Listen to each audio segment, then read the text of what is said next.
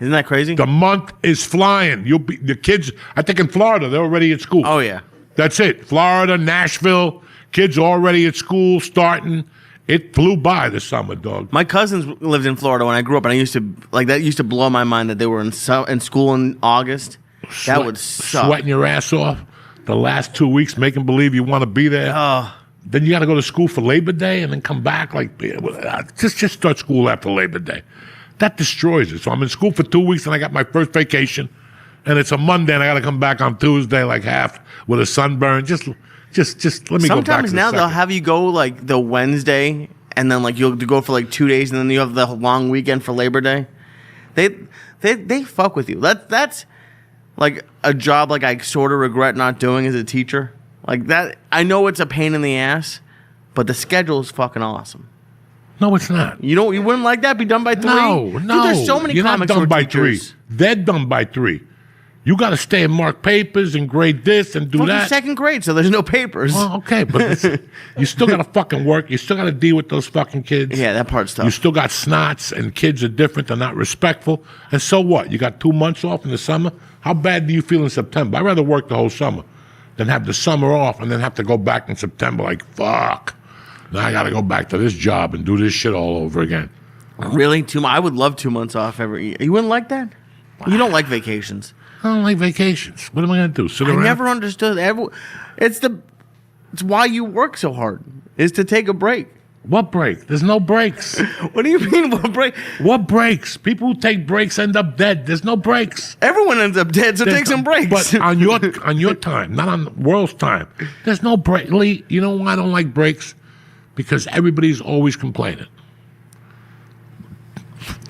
7 out of people complain about money issues right now. Yeah.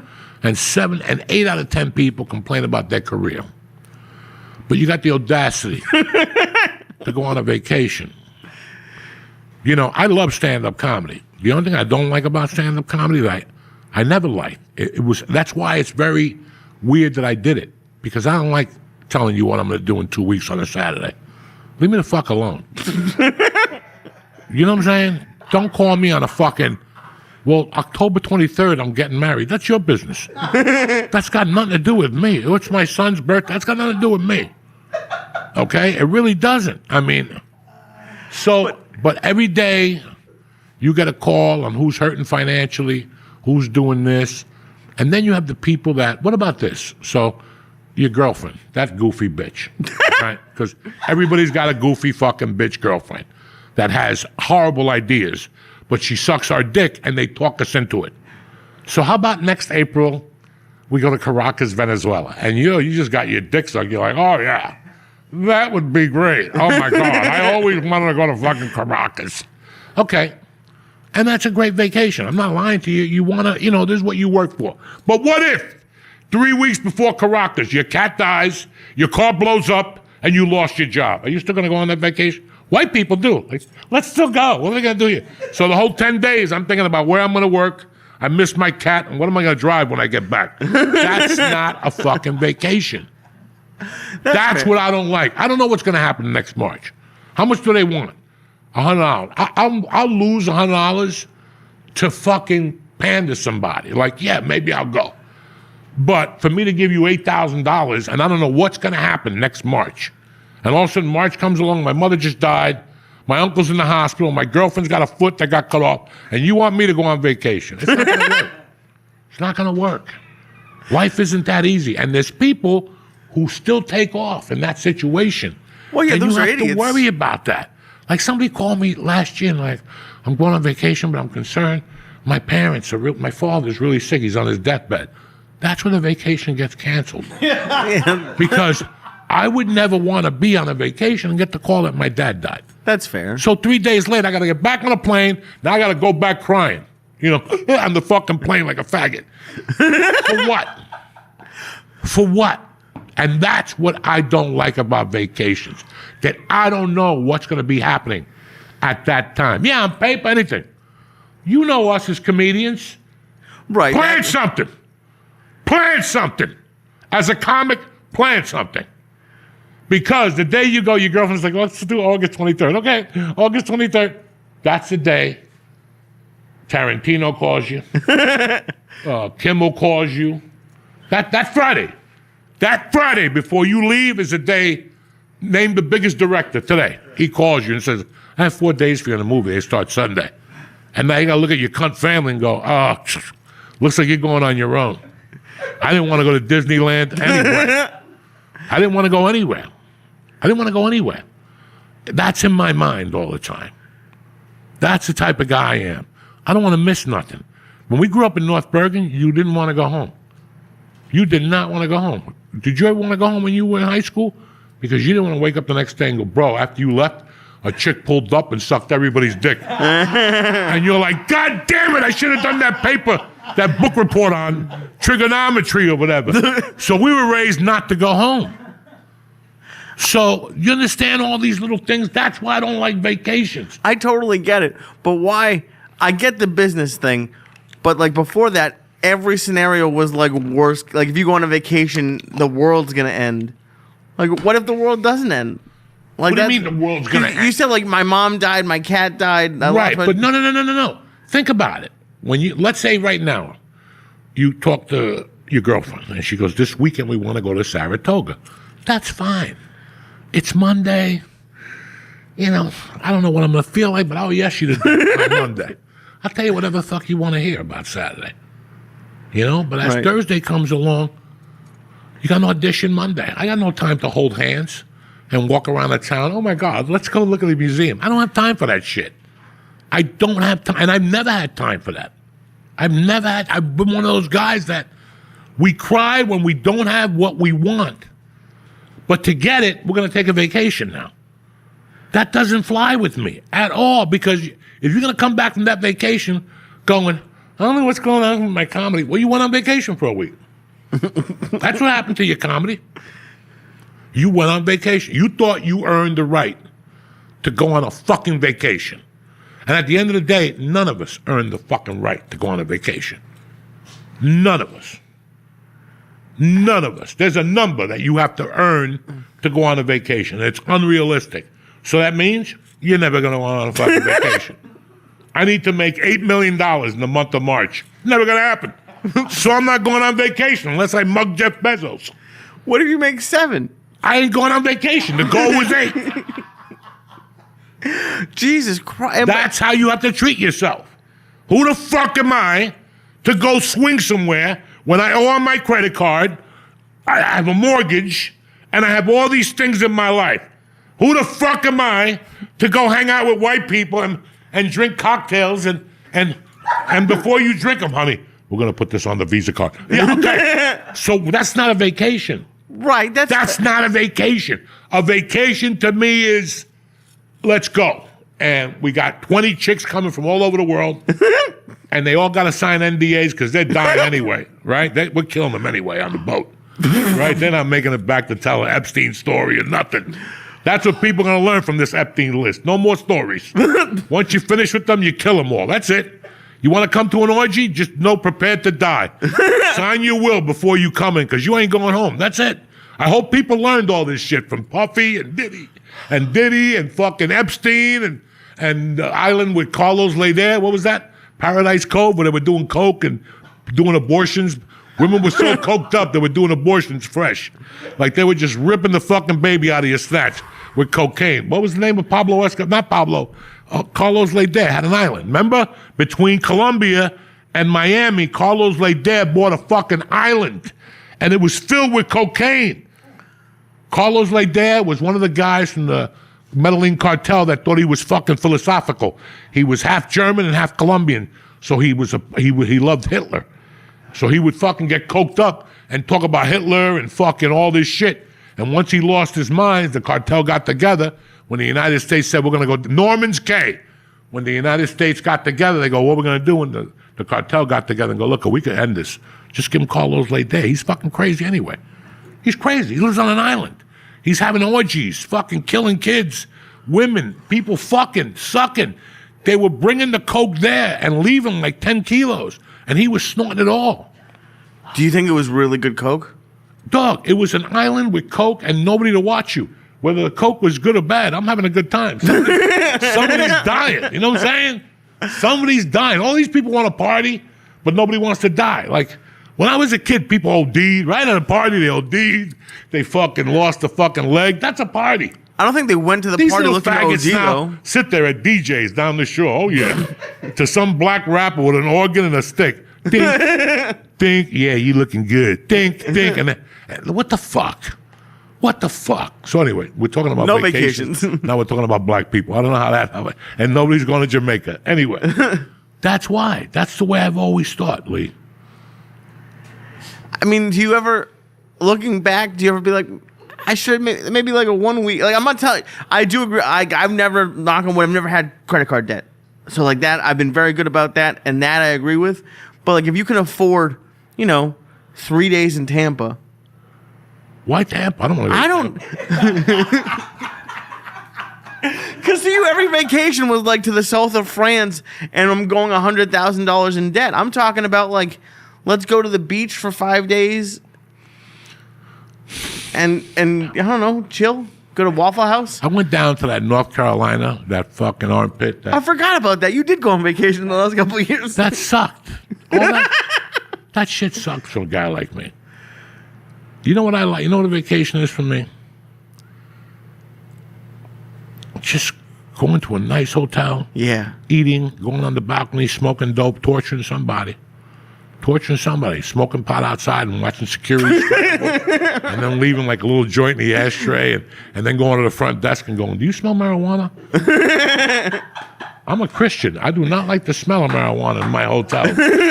That's fun. Yeah. So I see. That is fantastic. So you just want to go alone and torture people just in like new locations. You just want to torture random people. I'm getting to an age that when I was younger, I liked torturing people. But I'm getting to an age since I have no friends. I don't talk to them. Like, I didn't talk to anybody all weekend. So I basically just tortured people. I took my daughter's softball whistle, that fucking whistle, the problems I caused with that whistle. I went to my buddy's restaurant, Eddie Bart. What was the name of Eddie Bart's restaurant? Out in the Little Ferry. Fucking great restaurant. I'm sitting there, Hackensack. Doesn't matter, George. I don't even know the name of it. So I'm sitting there with Eddie Bart, and I'm blowing this whistle. Dee, dee. And every time I blow the whistle, he's a general manager. He's getting up and looking around. For 2 hours, they thought the fire alarm was going off. Oh, my God. And every time they would settle, I'd do another beep, beep.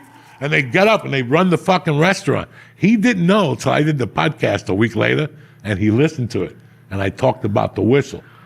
So Saturday night, I went out with a couple to dinner, a young couple. I met her 5 years ago. She's the first person I met in Marlboro. And then she introduced me to her boyfriend. I'm tighter with the boyfriend now than I am with her because he has a health food store. So I see him a lot more. So they invited me out Saturday night. And at first I was like, I don't know. And I met him. I had the last 2 edibles. I had two 500 milligram edibles. And I had some Enigma mushrooms. And I ate half the bag, but I haven't been eating mushrooms. So they kind of give you that euphoric for about a half hour. So I was eating in this restaurant. I ordered the Italian fried rice. They got Italian fried rice. And I'm eating the fried rice, and I'm fucking tripping.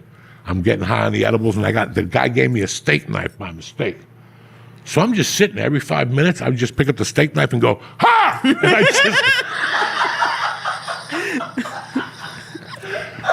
the people next to me were going crazy every time I said ha.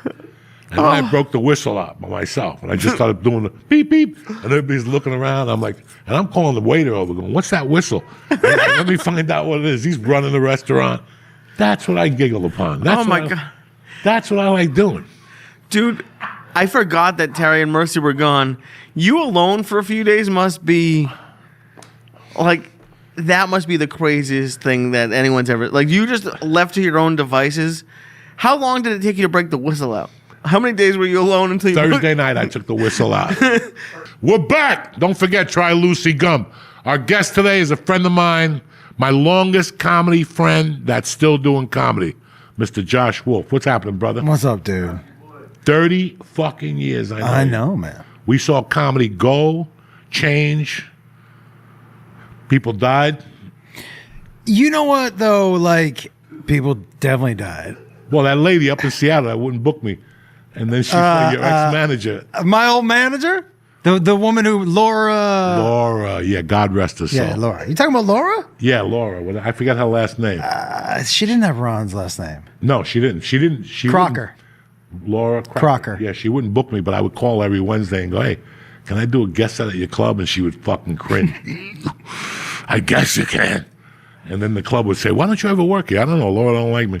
She did like a one-nighter or something in the... She had a bunch of one-nighters. Her? Yeah, but Pat Wilson loved you. Pat Wilson, yeah, until she found out I was getting paid and not showing to her gigs. She had that Friday at the Army base. I just stopped showing up. Dude, I just stopped. She's that like, Friday at the Army base was brutal. Horrible. I just stopped going down there. I don't want to get paid $25 to get put on a firing line. Dude, it's the only place. It's the only place somebody threw a bottle at me from the crowd. It was a firing line. They were going to shoot you for 25. Fucking crazy. I stopped going. I kept getting the checks. She's like, "Did you go? How was the show?" It was great. I never went. I didn't go for like 3 or 4 weeks. It was just $25 a week. Place was one of the roughest shows. The fact that they knew that they might throw bottles, and nobody ever interfered. Nah, not once. Then we had the comedy room with the parrot behind us. Dude, I've never seen... I was telling somebody this story the other day. I've never seen you angrier on stage than when that parrot started making noises. Oh, my God, because you're trying to... I have enough time telling jokes and remembering my jokes, and I got a parrot behind me going, Johnny, want a cracker? Yo, and this was... I'm assuming at this time, too, you always had coke in you. You were not a calm dude. No. And when that parrot started you were like, I'm going to kill this fucking parrot. You're like, how much? You don't have to pay me, and I'm going to kill this fucking parrot. Dude, listen to me. I was talking to you about this earlier, but we did comedy together when it was still just fun.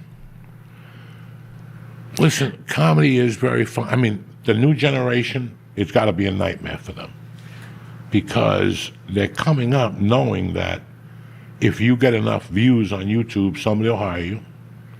If you, light your dick on fire on Instagram and get 3 million people, 10% of that is 300,000, right? 3 million, 300,000, 30,000, something like that. It's still enough people to rock and roll with. And they're all confused. They don't know really where to go. And I tell Lee constantly, this is just about getting funny right now. This area, this year 1 to year 12, is basically you listening, ha, ha, ha. Yeah, oh, really? You got a Netflix special? How great of you. Listen, it's not anybody else's journey. It's your journey. I was watching that stupid movie the other day. Which one? And it made a lot of sense to me. Full Metal Jacket. Listen to what the Marines teach you. This is my rifle. There's many like it, but this one is mine. Okay? Listen to those words. But this one is mine. This is your journey. Whether you're fucking a ballet, stand-up, jiu-jitsu, karate, whatever you're doing, it's your journey. Once you start comparing it to Lee's or Josh's or Nick, that's where your journey ends. And that's what I have to remove from the younger generation of comedy. That everybody's moving at a different pace right now. And dog, when I got to LA, the first 6 months, those were the most hurtful feelings of my life. How come? Because you were going to this place to see a guy that was on TV. I was raised in comedy that if you were on TV on a sitcom, you were not just funny on stage. You were a dangerous fucking man, okay? I would go see all those guys that were on TV shows those days, and I would rip their hearts out the first 3 minutes. They couldn't even run with me. And that's what gave me confidence. I'm like, these guys aren't as funny as I fucking thought. And then there were guys that just picked up roles in movies that you were like, he's a lot better than me because he was in a movie. Then you went to see him, and you're like, this guy blows. This guy blows. This is terrible fucking comedy, you know?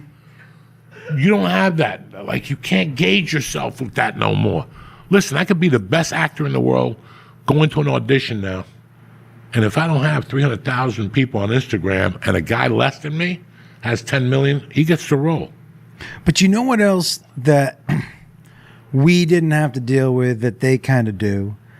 Because there wasn't, especially when we first started, dude, there was no like carrot of, oh, if you do this, you could make a shit ton of money tomorrow. So we took a real slow drip approach to the learning because that's what it was. It was it was all about spots and only about spots because there was nothing else. Right now, it's not just spots. It's spot content, likes, all this other shit that we didn't have So to your focus on. Is on being funny and writing. This is what I'm saying. That's it. This is what I'm saying. Your focus was Agreed. on being funny and writing. But our only goal, dude, was to be comedians. It wasn't to be internet famous. No, there was no just internet to fame. be. It was just to be comedians. There was none of that It was shit. different. It was different.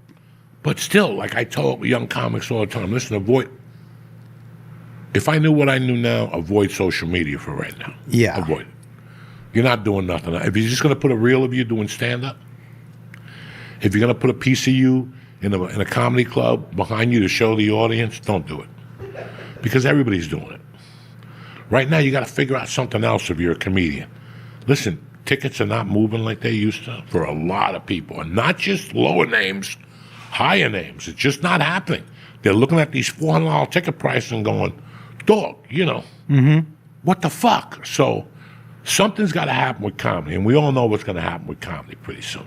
There's just too many comedians. There's too many clubs. And there's not much going on.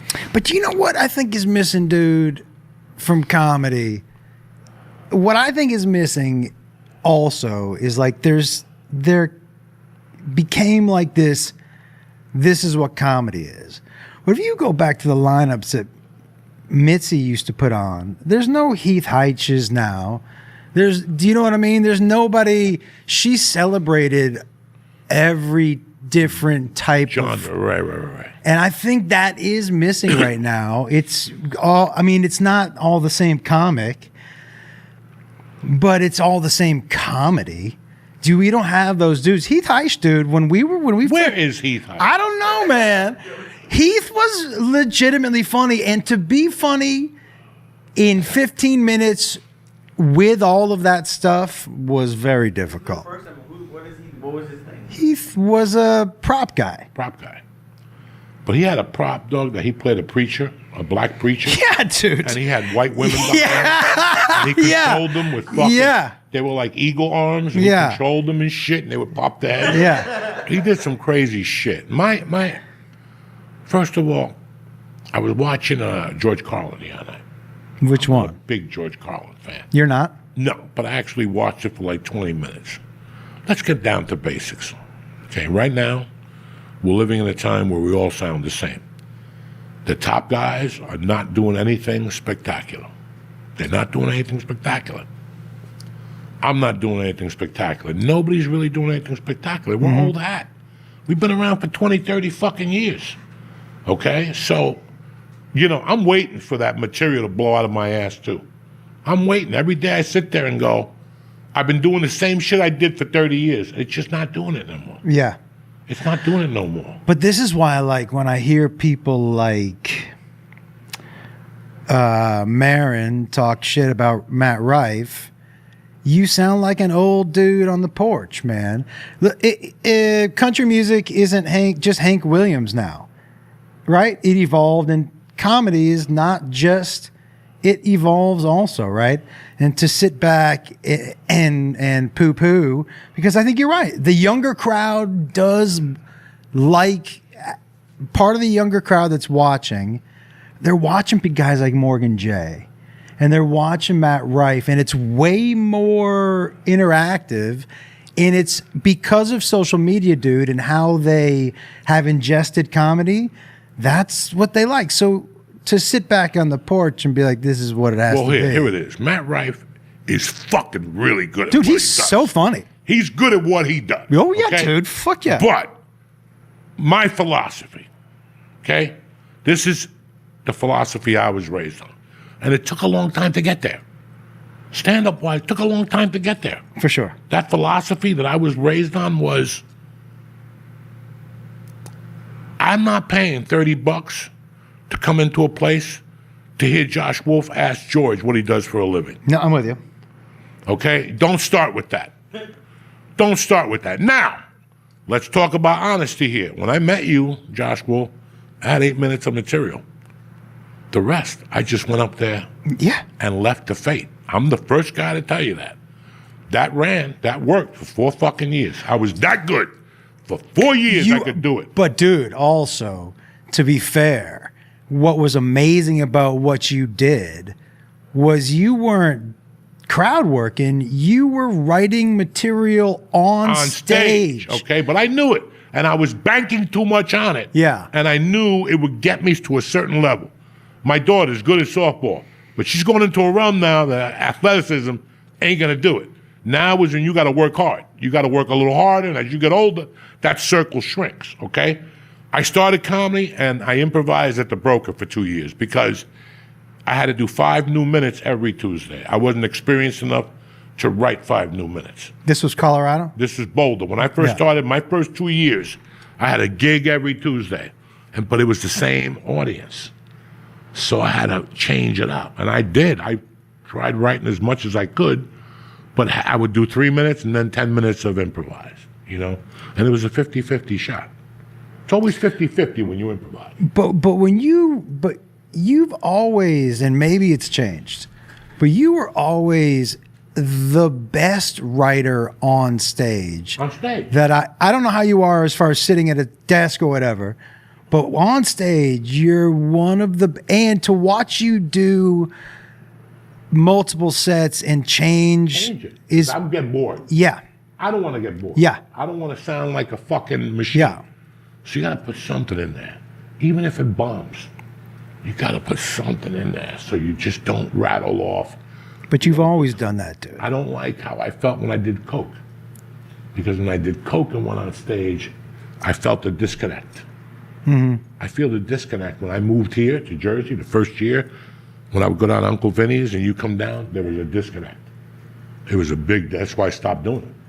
Because I'm like, I'm not doing blow, but I feel my comedy's on blow again. There's no connect. And this last time, I'm starting to, I feel that sometimes in my set when I don't have enough material. But to get back to what we were talking about, my first 2 years in comedy were 50-50. And then I moved here in 93. And what happens here? Everybody does that. New York City is, hey, so what do you do for a living? Mm-hmm. And it's every fucking Guido doing that shit on stage. So I started doing it here. And then when I went to Colorado in 93, a good comic told me, he goes, once you start getting up in the levels and you start getting closer to LA, that's not accepted no more. So go away from that. And dog, I went away. Once I got to the Comedy Store, I knew that wasn't going to work. I don't think I've ever done crowd work at the Comedy Store. Mm-mm. I don't think it was taboo. I don't think I ever have. And you could feel. Listen, I remember there was a comic that we were both friends with. Moved from another state. Was in LA for about a week and a half, and I did Brea, and I invited him down to do Brea. Yeah. And as soon as he got off stage in Brea, I go, this guy's not going to last here. And within 3 or 4 days, his uncle mysteriously had a heart attack, and he had to go back and give up the apartment, and he didn't last here. He's still back where he is. Great person. I do think there is merit, like when I go on the road, if I'm doing 45 minutes or an hour, of not jumping straight into material, however you want to do it, to make sure it feels more like a conversation. I don't think there's any good for me to walk on stage and hop into material. And even if that means I bullshit about the city I'm in. Yeah. The first 8 minutes just to warm We're up. just kind of, so we know we're part of a conversation. Mm-hmm. Yeah. I'm with you. But that's it. Listen, you don't think about that when you're doing comedy 8 years. No. You don't. You're not even up to that level of thinking like that. I got to go out there and introduce myself. I know that you got 20 seconds. You got 20 seconds. They make up their mind in 20 seconds. Yeah. Whether they're even going to fucking like you. So in those 20 seconds, what do? I Lenny Clark it. I go up there and I just jump on them. Why fuck around? As soon as you hit gloves, instead of going back to your corner, just come out with the right. Why are we even going back to the corner? Why are we doing this shit?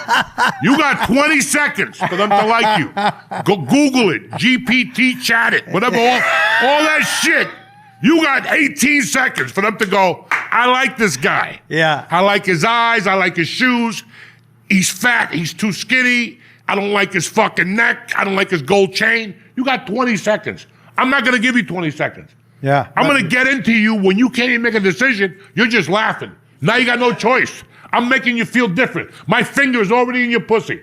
There's no like, look at the finger, it's going in. No, no, it's in your asshole already. I'm already, and now you ever just get to a girl and start eating her pussy? There's no like, hold on, my dad might come home. None of that shit. They're in.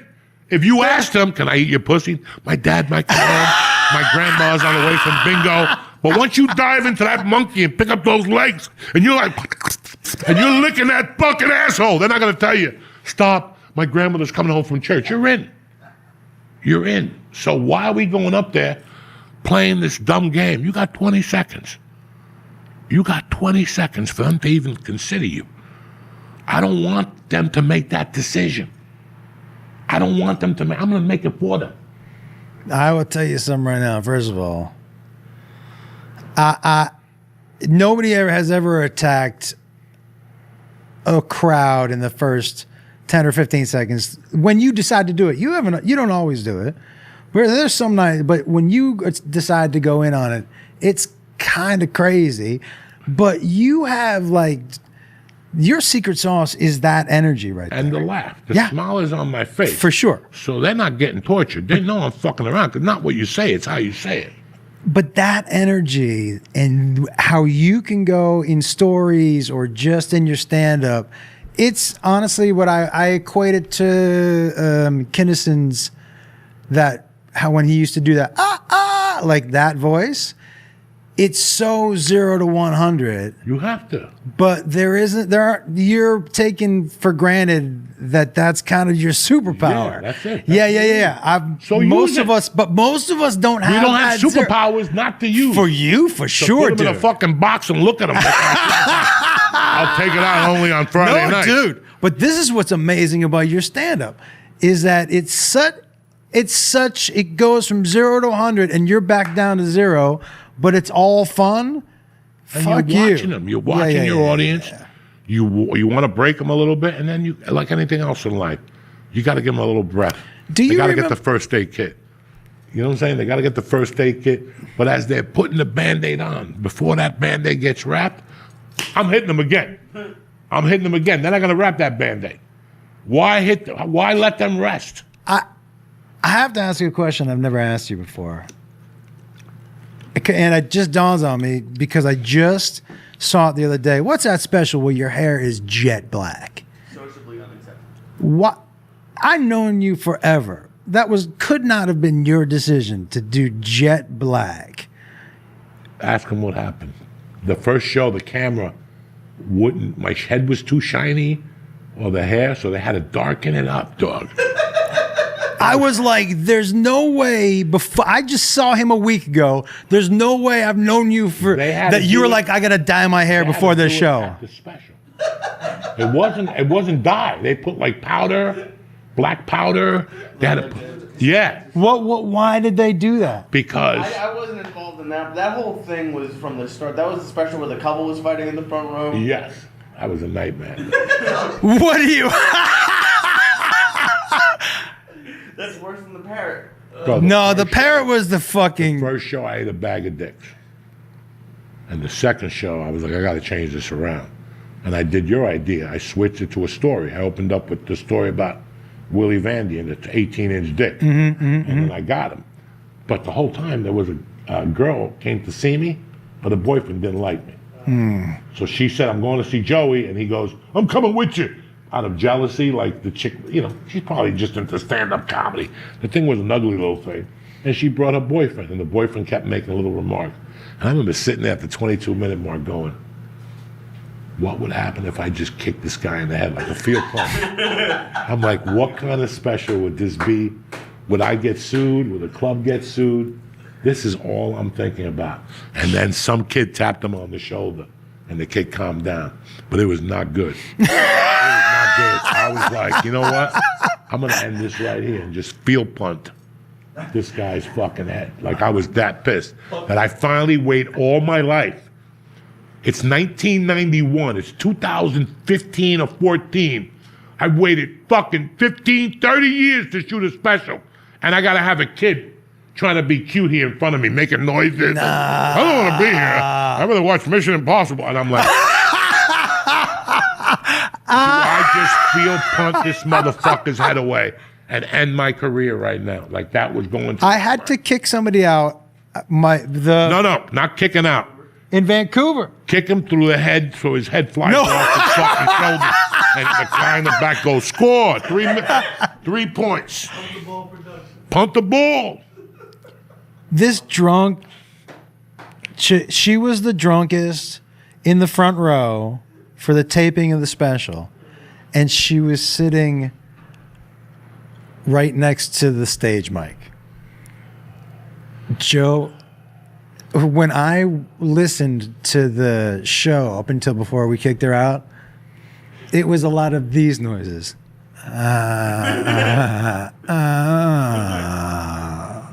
That type of drunk. And then she would say to her friend, you could just hear her, we should have brought more booze. Just, it's all you could hear when I was watching. And when I had to kick her out, it was, you were at the show. It was like she couldn't, well, I'm just trying to have a good time. Yeah, they all have it. Yeah. I'm not drunk. No. You're not drunk. Don't worry about nothing. It's all going to be okay for you. Do you still write as much on stage, or do you, because I know for a while you were by, what was that, like that egg joint we met at a couple times in the Valley out near where you live? Yeah. Which one? Marie at Sea. And I would show up, and you would have your Two notebooks out. Yeah. In the afternoons. It's just not working like it used to. But when you were writing, when you were doing that, you were disciplined about going and sitting. Every day you're getting on stage. Yeah. It's a rotate. You know, stand-up comedy is not getting on stage once a week. No. And that's what I'm doing, basically, once or twice a week. You got to get on stage 3-4 nights a week. And that roll, it's a roll. And forget about after a month. And that's why there's no vacations. You know, I just got back from vacation. I know, but you've been doing this. Yes, 30 years. My first one, too. Can't go on vacation. Agreed. Nowhere. Until something big happens. Yeah. And listen, I didn't take time off till I booked the longest yard. Wow. So from 91 to 2004, I was on stage every night. Do you still have your notebooks? When I got in New Mexico, there was no open mics in Santa Fe. You had to go to Albuquerque, and it was like once a week, so I wasn't going to go down there. I was focused on a movie. But that's the first time. That wasn't a vacation. Have you showed him your old notebooks? No, I throw them away. I throw a lot of them away. I got to like 10 years, you got to throw them away. You get stacks of them. I know, but it's 4 a year. But is the notebooks that you kept about every set? Oh, yeah. I still got those in a box. Do you still have those? Yeah. I still got everything. I stopped doing them when I left LA because I knew that there wasn't going to be no more 300 sets a year. Listen, you know one thing I could never understood? How you walked everywhere. You did a ton of coke, but you were 380 pounds. I'm like, this dude never stops moving. All he does is snort, but how is he still 300? And he you walked everywhere, dude. Everywhere. Because. But then after a while, I couldn't. Yeah. Once I got to 310 was when I started having difficulties. Like, it was bad. Like, if the elevator broke, I didn't leave the house. I was on the 4th floor. No, I remember that. I remember that. Elevator breaks, you're in no danger. Mm-hmm. And there was no Grubhub then. There was none of that shit. It was delivery, and nobody was going to deliver 4 floors. When the elevator broke, I wasn't like leave. Papa didn't leave the building. It got to the point where my wife had to tie my shoelaces. You bought me 4 suits, April of 2001. Mm-hmm. You gave me $300 to go buy 3 suits, 3 shirts, 3 pairs of socks. That place up on They give you everything. I got a commercial for the oil. Pay us now or pay us later. Pennzoil. And I had to wear a suit. And the people told me, we don't have a suit for you. Like, you're a jumbo. So Josh had to give me money for me to go buy 3 suits. I bought those suits in April of 2001. Jumbo. And this is the truth, guys. In June, I went to put those suits on. You know when you put a pair of pants on, you have to squeeze your stomach? No. It was 3 inches away. Like, I couldn't even, that's how fast I was gaining weight. That was the speed of the weight I was gaining. I just found, because every morning I wake up, people send me Joe Rogan shit. Yeah. And I found out, like, in those days, this was my first 5 hours on the planet were 10,000 calories.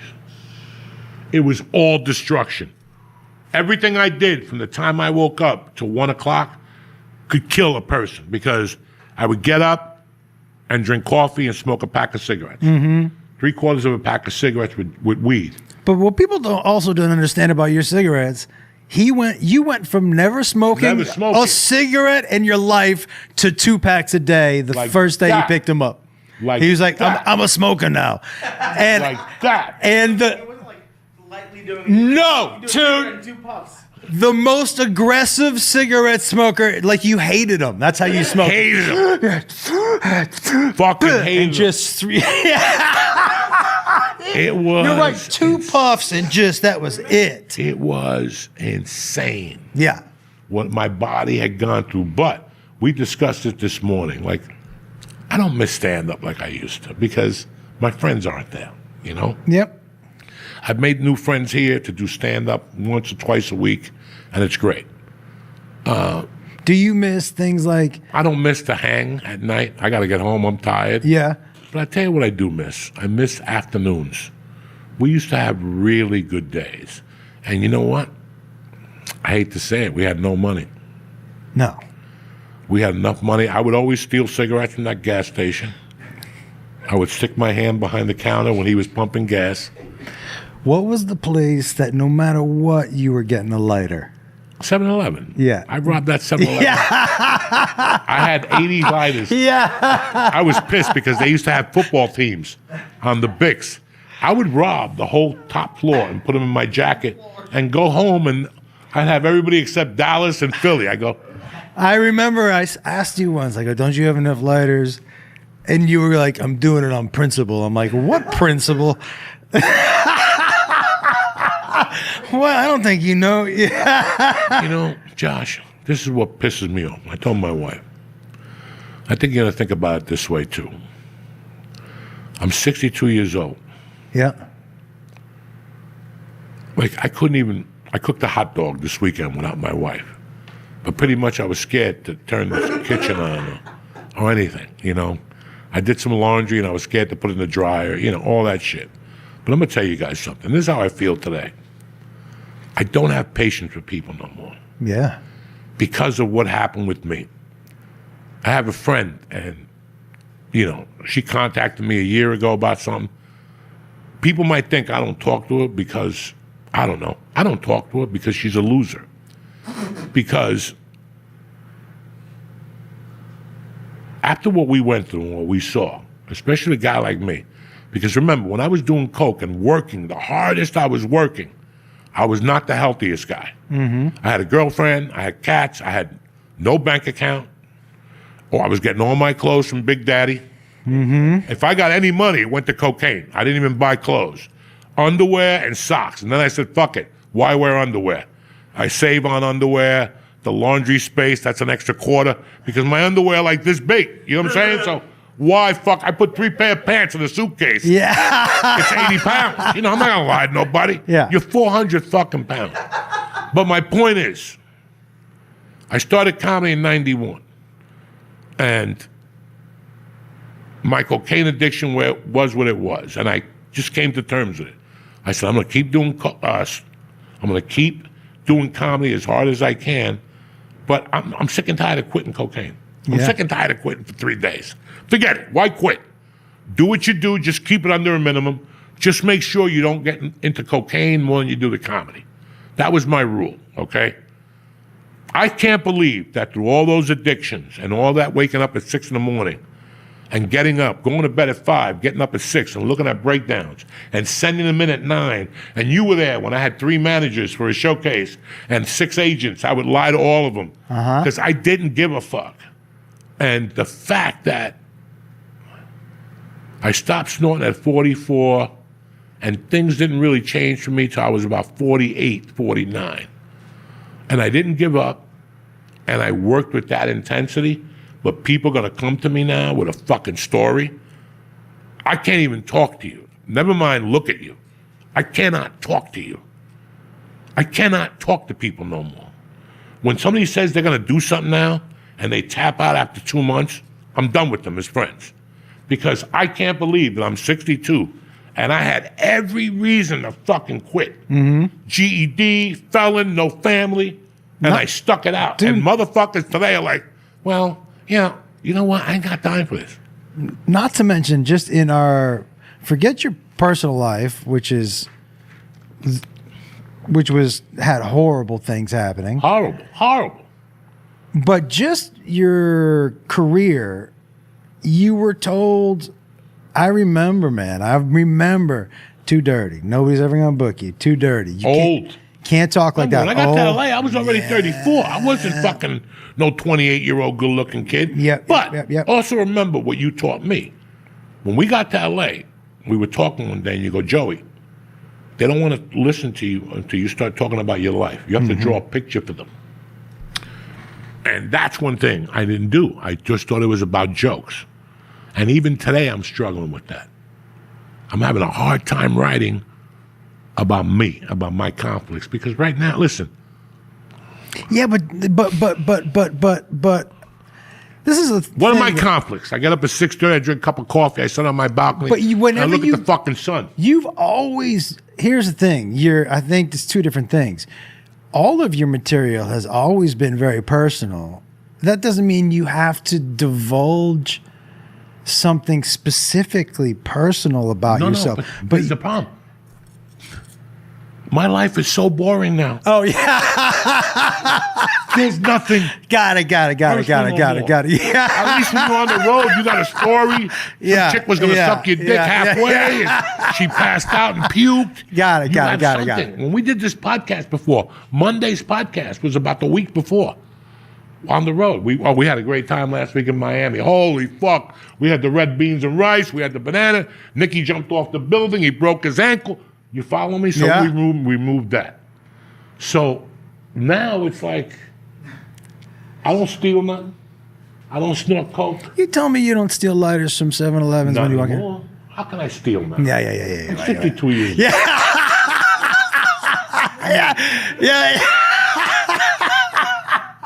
Listen, once it's everyone, I have dark moments in my life. Okay, yeah. I still double take on a purse. Like if I see a purse that's unguarded, I'll look at it and go, Joey, what are you thinking? Get your shit together. I see purses with phones sticking out. You know, that was my day. I would just be clipping phones. When I got to the store, I would go back in the morning to see who would leave their phones. And I would take them to the bank, the black bank robbers from St. Louis, and they'd give me like $50 a phone. I stole everything. I'm not going to lie to nobody. So do you for me remember to say to you, I don't steal anymore, but I still got urges. When I see things, I go, look at these motherfuckers. Do you remember cashing those checks? Who? Do you remember cashing those checks? From the Improv. No. That got sent to my box. Oh, yeah. Yeah. So I got a Wells Fargo account that I just used for fucking stolen checks. I had a Bank of America, and I had a Wells Fargo that I just used for stolen checks. Why didn't you just go to a check cashing place? You go to an actual bank account. Because they would take percentages out. Look, I had a check one time for Spider-Man. This is how much of a fucking Puerto Rican I am. And I'll tell you the truth. Dog, me and my wife were flat fucking broke. I mean, we couldn't make rent. And I'll never forget the Sunday when I said, you better look in here. I got my first residual effect from Spider-Man 2. And I looked at it and I go, because on Sundays, SAG posts what you're getting that week. Yeah. You know that, right? Yeah. 6 o'clock. You always look at SAG to see what check. That's how broke I was. Oh, I remember checking the websites too. You too? Oh, please. fuck. And I would wait for the mailman at attention. Yeah. I'd be out there. The little Filipino guy, I'd be out there fucking. Yeah. No, Yeah, checks I today. remember Come on, checking. check. He would tell me, no mail today. Bro, check in your bag. There's something in there for me. I'm telling you, I saw it. SAG. I would fucking fight. But I'll never forget that Sunday when I called my wife and I go, look at this check we're getting. Like, I was like, the biggest check I ever had at that point was like $300, anything. And I told my wife, look at the check we're getting. And we were like walking on fucking eggshells for 3 days. The check finally came. This is how much my wife trusts me. I called my wife at 11:30 and told her the check got there. She goes, I'm on a bus right now. I'm going home to get that check and cash it. So we went to Bank of America and they wouldn't No, we went to the check cashing place. Yeah. On Hollywood Boulevard. They wanted like $2,100, dog. And I'm thinking, that's a lot of cocaine. That's a lot of coke. We got to figure something out. Yeah. So me and my wife went to Wells Fargo. I had that checking account there to cash stolen checks. And I went there with her, but they wouldn't. The check said Joey Diaz. They wouldn't cash it. Me and my wife were like, you better cash this fucking check. It was an $18,000 check. Does your We haven't eaten in fucking license say Joseph? Jose Diaz. Jose? So my wife found a check stub from SAG that said, and that's the only way so they let us deposit it, but they only gave us $1,000. We went right to Sizzler. Right on La Brea? Yeah, it was on La Brea. Right there. Yeah. Those soggy shrimp. Oh, I remember that. DJ Yeah. Khalid. Yeah.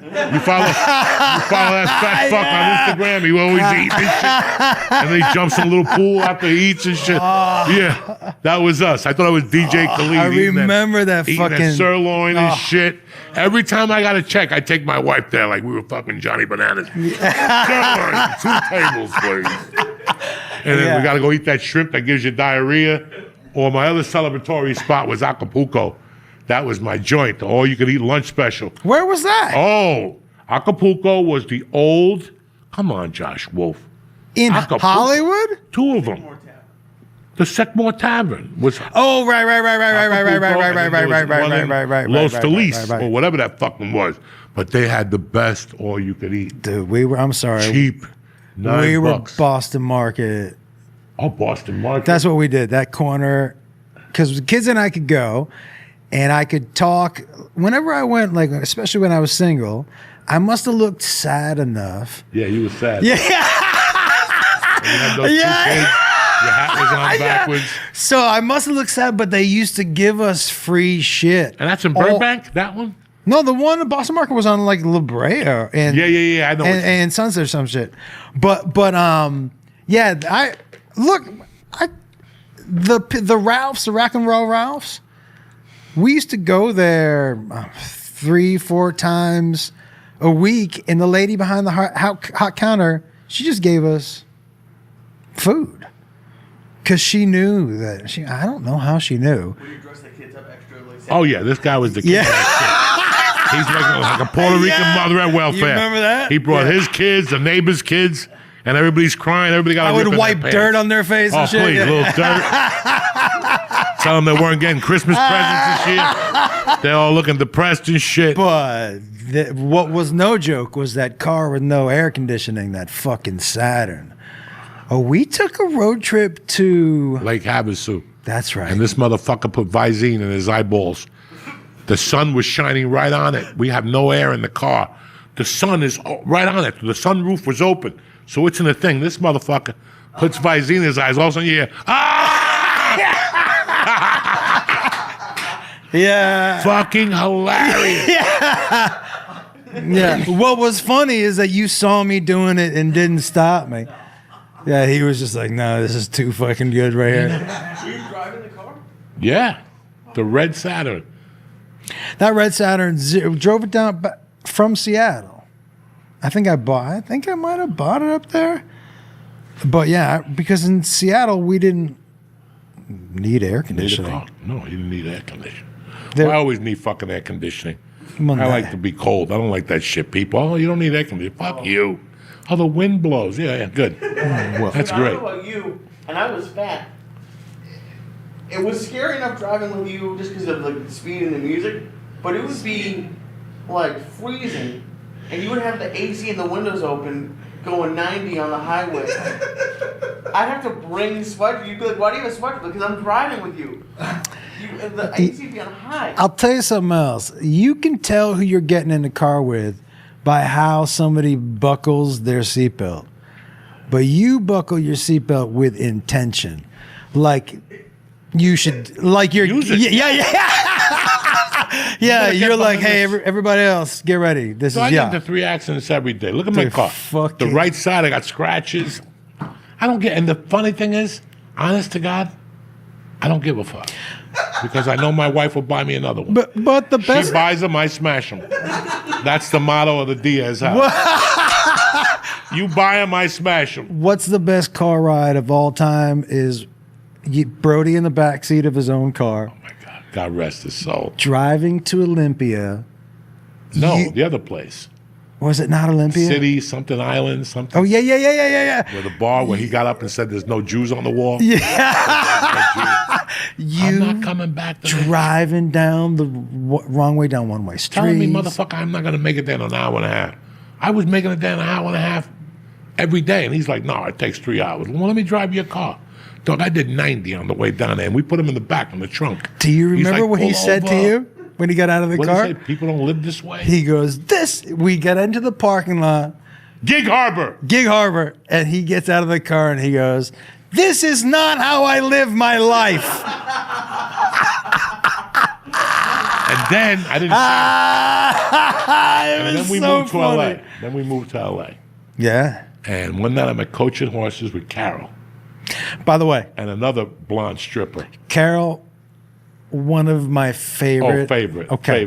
Favorite. But can I tell you? She's still my favorite, Doug. She said to me one night in Seattle, in the underground, because I know at what level you must have just tortured her. She said to me, we're in the underground one night, and she looks at me and she grabbed my hand, she squeezed it, and she goes, "Talk up, goddammit." She goes, she squeezes my hand, and we're in the underground, and she goes, he's driving me crazy. And I was just like, no, yeah, he's in. Yeah. I was like, oh, he's fucking you know up. When she calls me now, we're always talking. She goes, I really love you. What you put me through, what we put each other through. Yeah. But I was thinking, today you mentioned the Hurricane Bar. The which one? The Hurricane Bar. And yeah. You left like September of 96. Right before Jacob was born. I got down there February of 97. So you left. And I was pissed. I'm like, this motherfucker left me alone up here. And I was selling advertising for pizza companies for $15 an hour. They were paying me. It was a new company. They were going to advertise during football games and pop so you could order delivery. Where were you living? I was living, I have no fucking idea. In a car or something. And I was working at this place, and I got my first check for $600. And I was so fucking excited I could get to move to LA now. And again, I called Carol, and she's like, I'll pick you up. We're going to go cash that check. You owe me $184 from, it was always I owed her something. The cheapest human. So I get in the fucking car with her, and she gets the check, and she goes, I'm going to cash it. I'm only going to give you $100 back. I go, Carol, don't start your shit, okay? This bitch, I say something to her, she takes that check, rips it up, and throws it in my face. Oh, and I grab her by the fucking hair, right in the car. I'm like, Carol, are you fucking crazy? This is all the money I had. She, fuck you. I just grabbed her by the wig. I just grabbed her and pulled her hair real hard. You motherfucker! How dare you? And she's like, I'm calling the police. And she called the cops on the car wash. And I'm like, fucking bitch.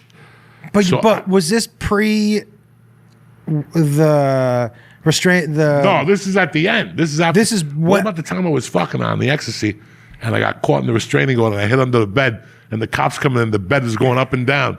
It was just going. The mattress, because the mattress, everything, and the cops like, come out from under the bed. Yeah. So this was years of. Listen, I'm gonna tell you something. I'm 62. I said it earlier.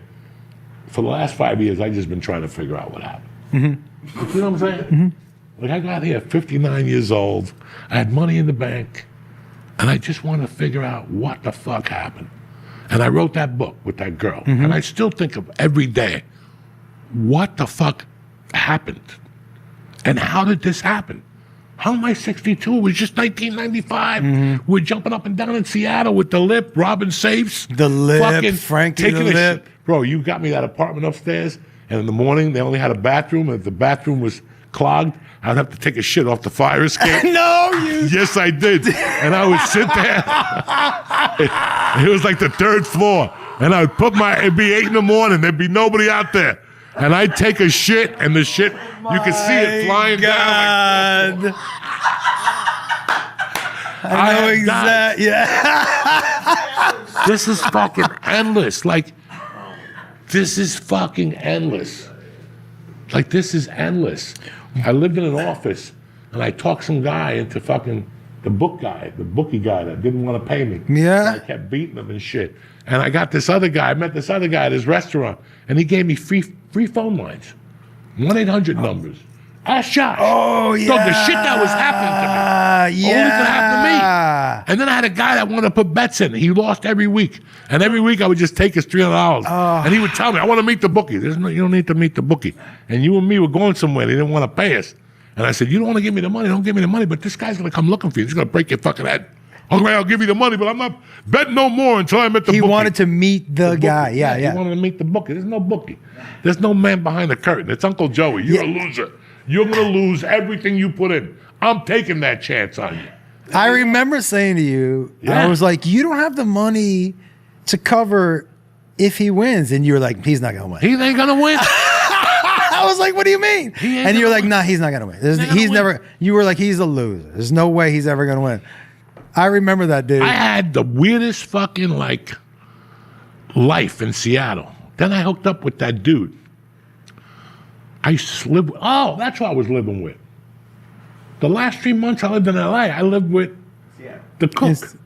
You lived with, not Leonard. Rodney, whatever his name. Yeah.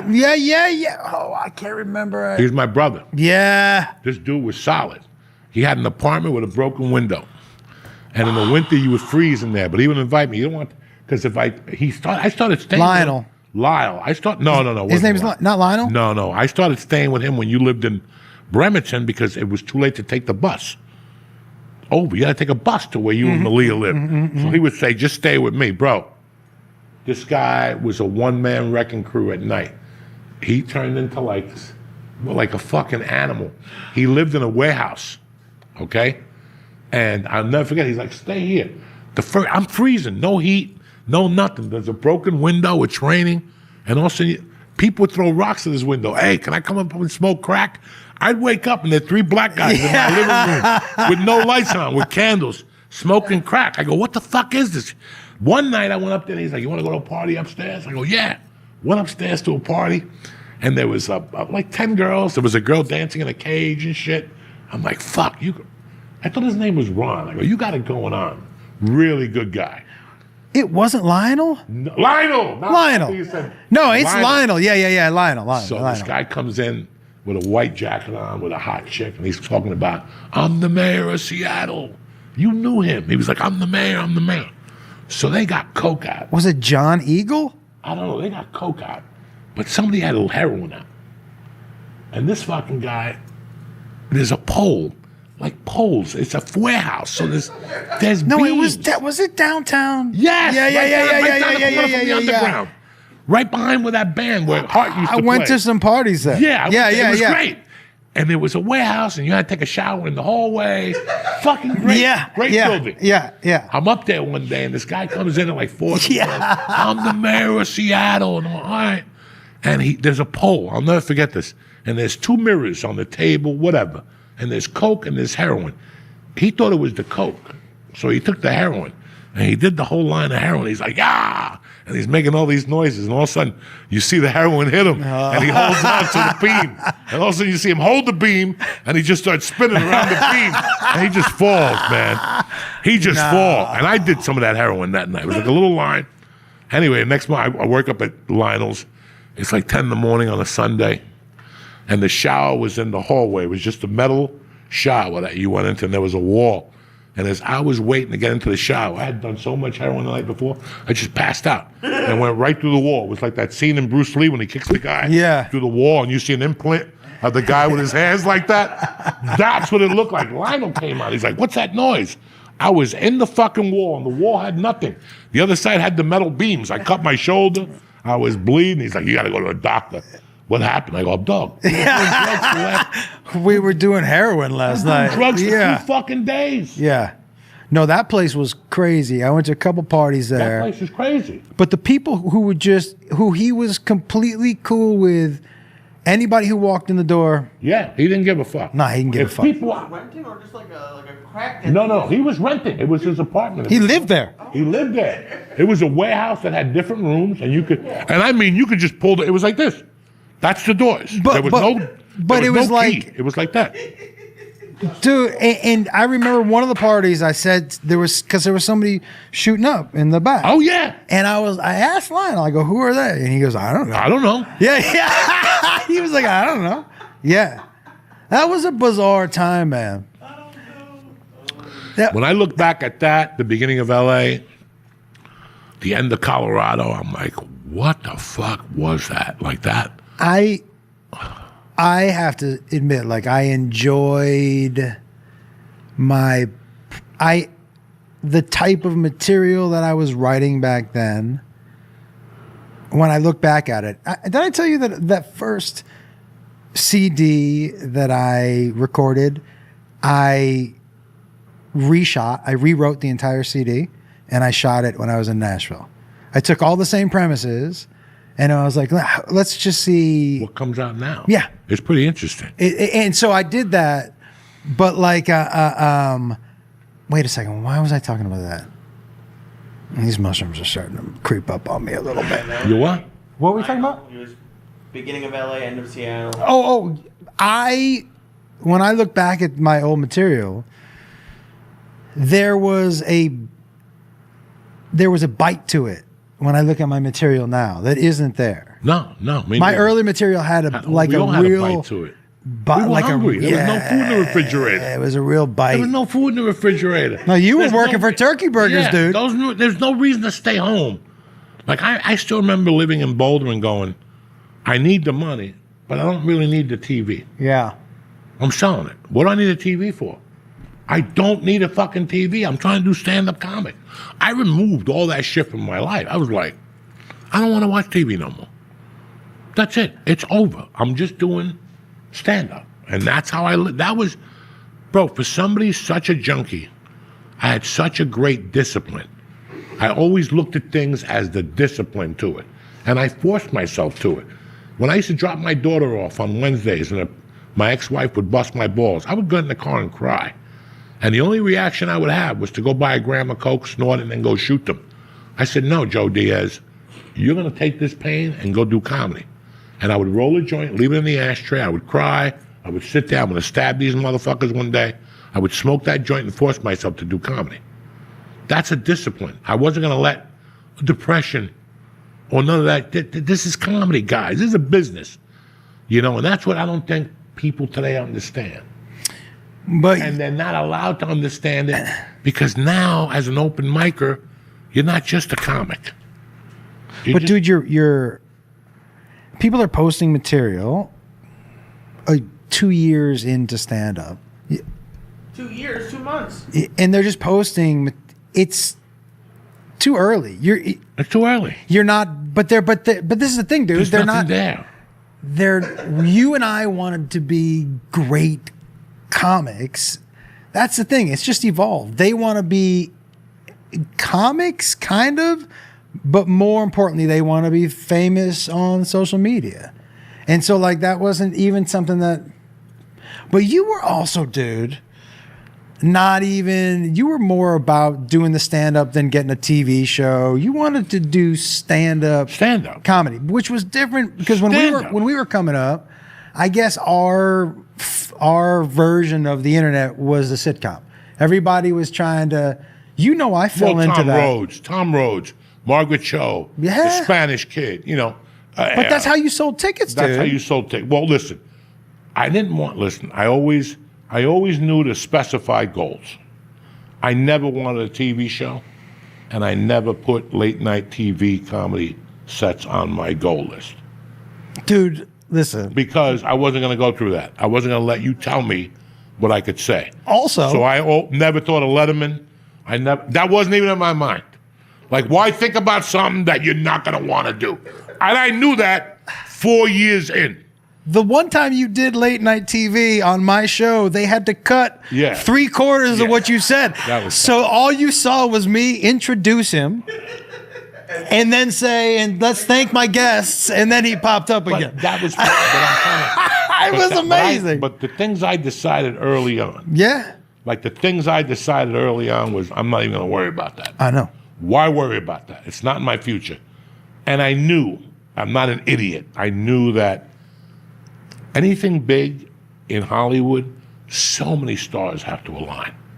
You know, people think, oh, I hit 40 home runs in minor leagues, so I'm going to be in the major leagues.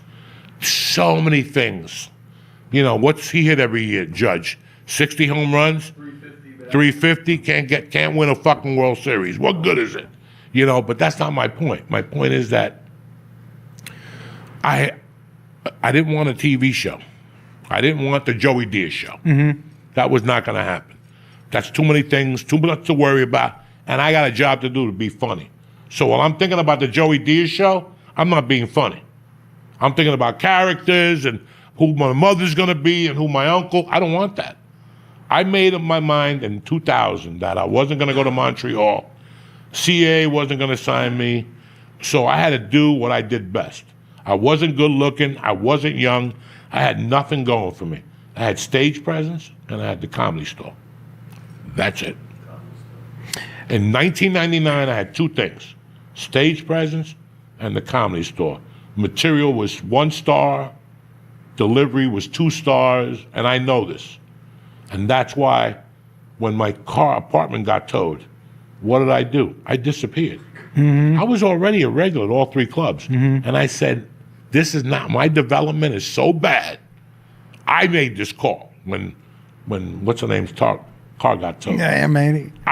Nobody came up to me and said, Joey, no, I made the call. I go, you know what? It's time for me to go on the road.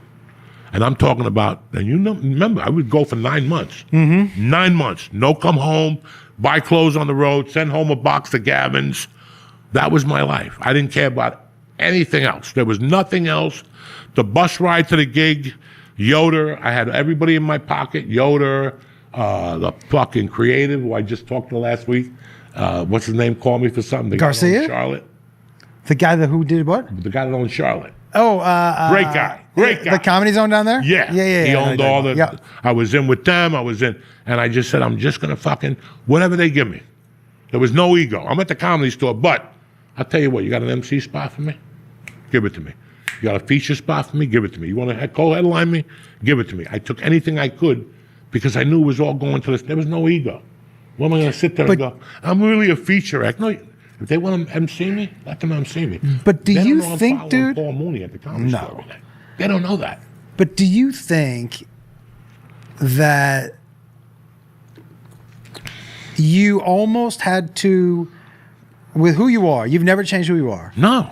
But in order for more people to accept you, this character of, not character, but just the term Uncle Joey changed so much, dude, because, you know, I forgot I was telling these guys earlier. I remember watching you as a young dude on the stage at the Underground, and you've always been so charming on stage, but the way you moved and how young you were, and you were angry. You made some people uncomfortable. Oh yeah, I was really angry. I had nothing to be happy about. But this is what I'm saying. I had no money, no daughter, no family, divorce, no nothing. But then as you age, as you get older, it fits. It fits who you are so much better, and like it was not as threatening. Young Joe Diaz on stage, the way you, yeah. But dude, the way you paced, and you were I tell people, man, I remember late night, there was a basketball court in Bellevue when you used to live in the backyard. And we'd go out when we walked Bud and we'd shoot hoops every now and then. But I remember the first time I shot hoops with you, I was like, oh, this is an athletic motherfucker. Yeah. And so the way you were, what, 220 or 230? 230 up there. The way you used to pace that stage early. I just saw this today. That's crazy you said that. Yeah, because this is one of Carol's pictures. She just sent me this about 3 weeks ago. Because she's moving, and she found boxes. She said, "What the fuck is it?" I saw this picture. Was it me holding a dog?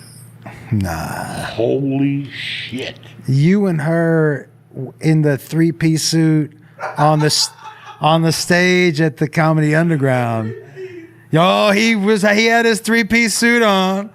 Yeah, dude. That was like when they would give us a Wednesday or a Tuesday night at the club, that was a huge night. But he was headlining, so he went 3-piece suit. Hell yeah. McSorley, we would go to that place afterward. You know, and that's what I tell people. The camaraderie was different. It was $10 to get in the underground. If 50 people went, what was that? $500. $500. They took a percentage out, and then we take the rest and chop it up. Instead of giving each other money, we would go to McCormick and Schmidt. Yeah. Late night menu. 10 to fucking 1. Cheeseburgers, French fries, Coca-Cola in a bottle, clams on the hash. Yeah. It's crazy. Yeah, Every time. yeah. The only reason I go to San Jose is to pay my respects to Original Joe's, but the first place I eat is McCormick and Schmidt's because of how they treated me in 1995. If there's a McCormick and Schmidt's, I'll go in there. But you love that. Because Joe's. how they treated us. We had $0 and they had a $2 menu. If you had $10 at McCormick and Schmidt's, you ate like a fucking king in those days. By the way, that food was good too. Yeah, 4 to 7. Legit. 4 to 7, it was good food. 10 to 1. Remember the hours? Yeah. 4 to 7 and 10 to 1. And we always went in there making sure we had tip money because it was embarrassing if you couldn't fucking tip them. I was telling these guys the story about you being my security guard at the fetish night. Oh my God. And those two old dudes dressed like Scarlett O'Hara, and I asked you to throw them out, and they were hitting you with their parasols on the way out, and you were laughing, and then you called them, you were like, those two queens kept hitting me with their umbrellas. It was a fetish night, and I was a fucking horny motherfucker. Yeah. I had a girlfriend who would let me fuck her daily. Like, I dated that girl, and I gotta be honest with you, I fucked her every day except for periods. You talking about Carol? Carol. Yeah. She licked my balls and everything. I got my money's worth from Carol. I fucked her every single day like a fucking animal. Ass, tits, every day. Once in the afternoon and one at night. I was a fucking sexual deviant. But I'll never forget, he had those nights. And I go, let me go down there and get my dick sucked by a chick with leather on. Let me tell you something. These were the ugliest women I had seen in all my life. Ugly. I remember one night they had a girl on a pool table. She was fat as fuck. They were melting on her. Do you remember? Oh my God. And her boyfriend was skinny and he was licking her toes. And I'm like, there was a side room. So you paid God. $50 to get in, but there was a side room that you had to pay extra money in. And there was a glass table. And like some dudes paid extra to watch chicks shit on the table. And they would slide underneath. Is this something that the bar owner knew you were doing? Or is it You remember? Well, he didn't know that room. He didn't know that room. He didn't. He just knew. Was it? His name was Aki. Huh? The Japanese dude. Yeah, was his name Aki, right? Aki, yeah. And so he knew the upstairs. He didn't really know what was going on. Probably too much in the downstairs. Security of anything is one of the funniest things. Like you. I mean, security, like. And I was security at the same bar I robbed. Yeah. A year later, I had to take the safe out of there by myself. Fucking, and this is what I tell people. Like, how much money? How many quarters was it? Like $600 in quarters. Here's we did laundry for a year. Here's what I forget though. I forget how heavy that fucking thing was. But did I have the combination? How did you had it, and then you thought I forgot it. Yeah. How did you, like, you and the lip had to open it, right? I opened it. You know me, dog. If there's a will, there's a way. I was there at 4 a.m. Kink, with a pencil and a fucking hammer. I'll do anything. That was. And then we threw the safe in the lake. Nobody could carry it and shit. So, do you understand the open mic life I had? I really had a good open mic life. But those Mondays and Tuesdays at the Underground were legendary. Brilliant. I cannot thank Carl and Ron enough for doing that. It's impossible to explain how much growth happened on those Mondays. And honestly, when he let you host those nights, because you were encouraged, or people knew you were going to fuck with the comic who just came off stage. You were going to roast him a little bit. That's kind of how it went. When I first started going and Oshak was hosting the Comedy Store, he would roast everybody. What a great kid. Oh, Oshak? What a great kid. But that time of playful kind of fuck around with each other. So I did. When I hosted, I always tortured people. When I left the stage, let's keep it going for the hat. Whatever. Let's keep it going for the feather. A joke that bombed, you go up there and repeat it. An impersonation he did. That's fucking... Your favorite one ever was that guy who was doing terrible impersonations. Oh, yeah, and you just screamed, "Do your impersonation of a comic." Oh, dude. You could see every week. Him crack on he would the go stage. up there every Tuesday, every Monday and go, "Hi, this is my impersonation of a flower." And he would wouldn't he turn around? Yeah, and he'd turn around and go, And then he would turn back like this. There was another guy that went up on stage with a handcuff. He killed himself 2 years later. Whatever, the kid with the black suit that had body odor. It was insane. The open mic scene, we had the first transvestite. Like all these people talk about trannies and stuff. We were running with the first transgender in 1995. Rita O. I got her picture in my phone. Did I show it to you? Look at her fucking head. Look at the size of her head. She was a real fucking tranny. She had... Okay, I was there when she called the fucking White House. She called the what? The White House. I want to talk to the president because the bar in, what was that town where Carol stripped? Ballard. Oh yeah. Ballard. We were in Ballard one night, and we were I was hosting or something. Well, she was up there and she was doing jokes, and then she said fuck, and the guy came up and took the mic from her and said, "No, you cannot say fuck in here. This is family." And we go, no, give her back the mic. She'll be clean. And she went right back to fuck and suck. So he goes, "Everybody out, get out." So she had like a bag of Coke and a bunch of pills. We went over to her house and we're snorting Coke and shit. And she's like, "I don't understand why they don't let me say fuck." And I'm like, "I don't know, Rita. Cut another line." And she's like, "I don't get it." And I'm like, "Listen, if you got a problem, call the president." And she goes, "I guess I will." And she picked up the phone and started calling, "Can I get the White House, please?" And I'm like, "Rita." And she's like, "I want to talk to the president. They won't let me do dirty jokes." Hello? And they hung up on her. And she called back. And when she called back, I'm like, I'm going to start taking this Coke and some of these pills. Someone's coming. Because they're coming.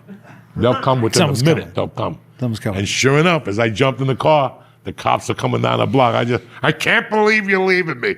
Yeah, because the cops are on their way, and you got $10,000 worth of pills here. Okay. You, in the many years that we've known each other, you haven't gotten me quite as good. But when Rita O died, and I asked you, how did she die? You had me believing that because her head was so big. Yeah, she fell off the speaker. Yeah, that's what really happened. Because her head. Her head was so big because she was a small Japanese. Yeah. She was a small Japanese man, and then she became a woman and put a wig on. So the head stayed big, but her body lost all the weight. So she had this head that she would fall once a month and have to go to the hospital and an ankle and all that shit. She really fell off the speaker? And she was dancing at that bar, the gay bar in Capitol Hill. Yeah. And she fell off the speaker and she banged her head. She went to a coma and she died. Yeah. Bro, but she came to LA one time and she started getting snippy with me. I owed her $500 and I wasn't going to pay her, right? And I owed her $500 from Headshots or something. And she's like, "I want my money." And she started yelling at me in my house because she was a Carol.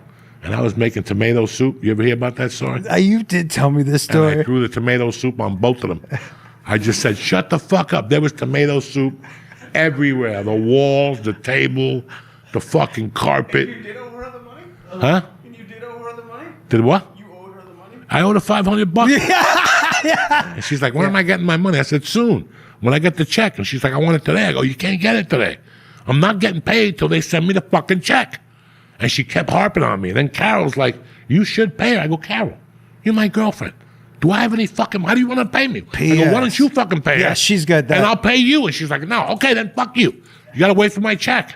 And they kept haunting me. And I was making tomato soup. Here it is, tomato prison soup. Not even like good soup. It's Campbell's canned shit. And I'm like, you want to bust my balls about fucking $500? I'm eating fucking soup. And they're like, well, you're not going to get bread. What? And I just threw the fucking soup at everybody. Let me ask you. What, that tomato soup? Man, I remember that she was so cheap, by the way. Oh, she's the cheapest ever. So you used to call me at work because she was too cheap to accept it. The collect call. At her, so I had to do it at where I worked, so she would come in and talk to you on the phone. Look, she's a multi-millionaire. Cheap, whatever the fuck you want to call it. I don't even think she buys tampons. She's that cheap. She just puts like a fucking piece of cotton in a snatch. I don't know. She's cheap, dog. Multi-million, bro. But she never spent a dime, dude. No, listen, we're going to wrap this up, but let me close up with the Carol story. Carol and me broke up in 99. All right? And I think we played around. No, in 99, I moved in with her for a while. Like, I just lived with her. She lived in a one-bedroom. And I just told her I'm moving in. She was dating a guy. She would sleep at his house. I remember that. And then she'd come back and get naked in front of me. Yeah, I remember that. She made me help her dye her pussy hair one night. Blonde. I mean, Carol is the best, dog. That's my girl, okay? So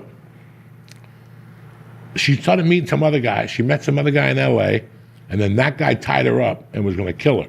And SWAT came.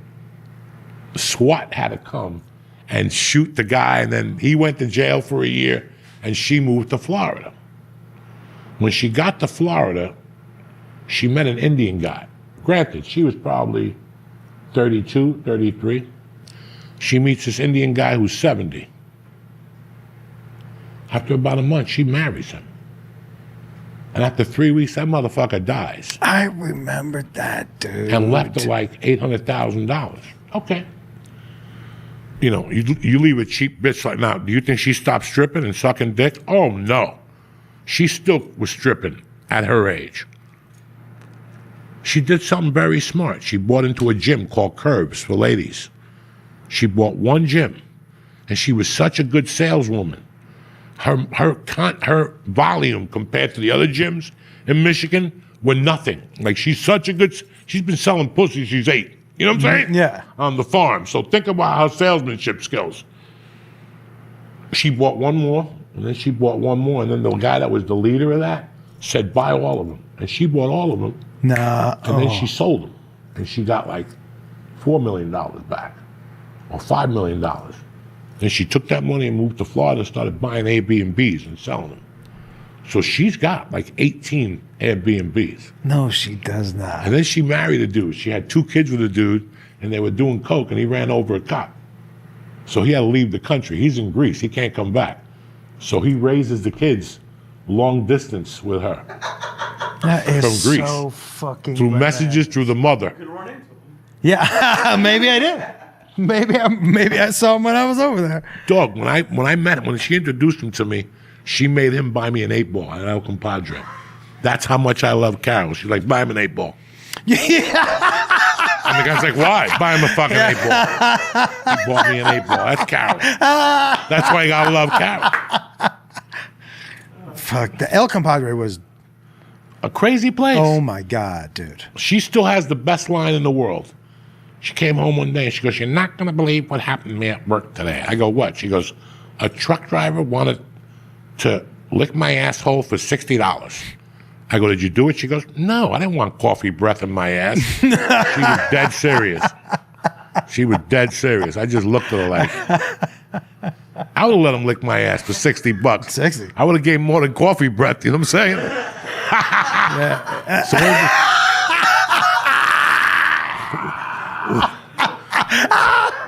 Dog, you have no idea. I remember putting a bottle of, not Martini and Rossi, the other one, the wine cooler in the pussy. One day, we were at a The Bartles and James? Bartles and James. We were at a fucking resort, and it was a cave where people couldn't see in, but water was running. And we got into an argument, and she was laying there with a bottle. I was drinking the wine cooler, and she's laying that way reading the book with her ass out. So I'm like, look at her ass. I took the corn, and there was no wine cooler left, and I started rubbing her ass with the bottle tip, and then I fucking was robbing her monkey with the bottle tip, and then I just slid over the panties and started working her with the bottle. Like a fucking animal that I am. My dick started getting hard, and I'm working it with that bottle, and I'm pumping my hips, and I'm like, I'm gonna kill this bitch with this bottle. And she's like, and she's yelling, and I'm fingering with the bottle, and I'm getting all excited, and all of a sudden I hear, and a bunch of blood shoots in the fucking bottle because the suction from the bottle pulled her old period out. It was like brown blood, and I just dropped the bottle. Did you faint? Fainted like a motherfucker. She's trying to wake me up. People had to come over. And what happened? Nah, he fainted. The fucking bottle had blood on it. I thought I broke a pussy with the bottle. I thought it broke and it cut a pussy. But it was brown blood. It was that nasty period blood. Do you still faint with blood? I did for the ear surgery. Yeah. Like when the lady took the, but I only fainted because the fat chubby chick had sauerkraut breath and she was breathing on me and I could smell it. And I'm like, I'm getting anxiety. Fucking, this chubby chick is breathing sauerkraut breath in my fucking face. When's the special come out, dog? What's today? When does this come out? Tomorrow. Oh, it's out today. All right. So It drops today. So tomorrow you can wake up in the morning and watch Josh Wolf's new special on YouTube. Where you at this week? San Antonio. I'm in San Antonio this week with Jacob. ComedianJoshWolf.com for all the roast stuff. And where are you this weekend? On Friday, I'm in Oxford, Mississippi, and Saturday, I'm in Memphis. You're definitely getting mugged this weekend. You ain't coming back. There ain't no Jews in Memphis, and there ain't no Jews in Mississippi. When are you touring next? I go to 23rd Parks, 6th Florida, 28th, the Dojo of Comedy for another Bucket Chaos, and this Thursday, I'm at the Dojo of Comedy, and I just added September 5th at Uncle Vinny's, which they have like 4 tickets left. So get them now while tickets are hot, whatever the fuck. I'm just trying to get loose for September 6th, and then... Why? What's September 6th? That's the gig. Oh, that's the gig. Yeah. Oh, okay. Yeah. So I got Philly the week before, and then we... Do you know what it feels like, what the 45 minutes feels like right now? No. I don't even know. Way better. Yeah, but I don't even know what the 45 minutes is anymore. Like that was then, this is now. I'm starting with a whole new set for this. For Florida? Yeah. Yeah, I'm going to try it. Why not? Do some Spanish shit, pull up a story or two. I got to get vulnerable again, so I got to figure this shit out. So, but good luck on the special. Thank you, dude. Good It's luck always in good to Memphis, see you. cocksucker, and Mississippi. You're going to need it. Wait till you go to Memphis and you see black people with red eyeballs and shit. Because they don't play in Memphis. They're those angry brothers. You know what I'm saying? They're angry. Do not bring the yarmulke down there. Do not bring a yarmulke down there. No. Because you will not make it back. I love you, motherfuckers. Have a great week. And don't forget, football season is around the corner. We got good news coming for you. Stay black. Have a great week. I wanted to bring this young gentleman in who I've basically grown up with. And he's a G in his own right, Mr. Sam motherfucking Tripoli. I know you're looking at the studio going, Joey, what happened? You got evicted? No, we're cleaning this motherfucker out. We took everything out. Walls, tables, pictures in like 3 hours. We worked like if you drop a car off in Harlem and go see your grandmother upstairs, when you come down, there's just a chassis. That's what happened here. Those are the people I run with.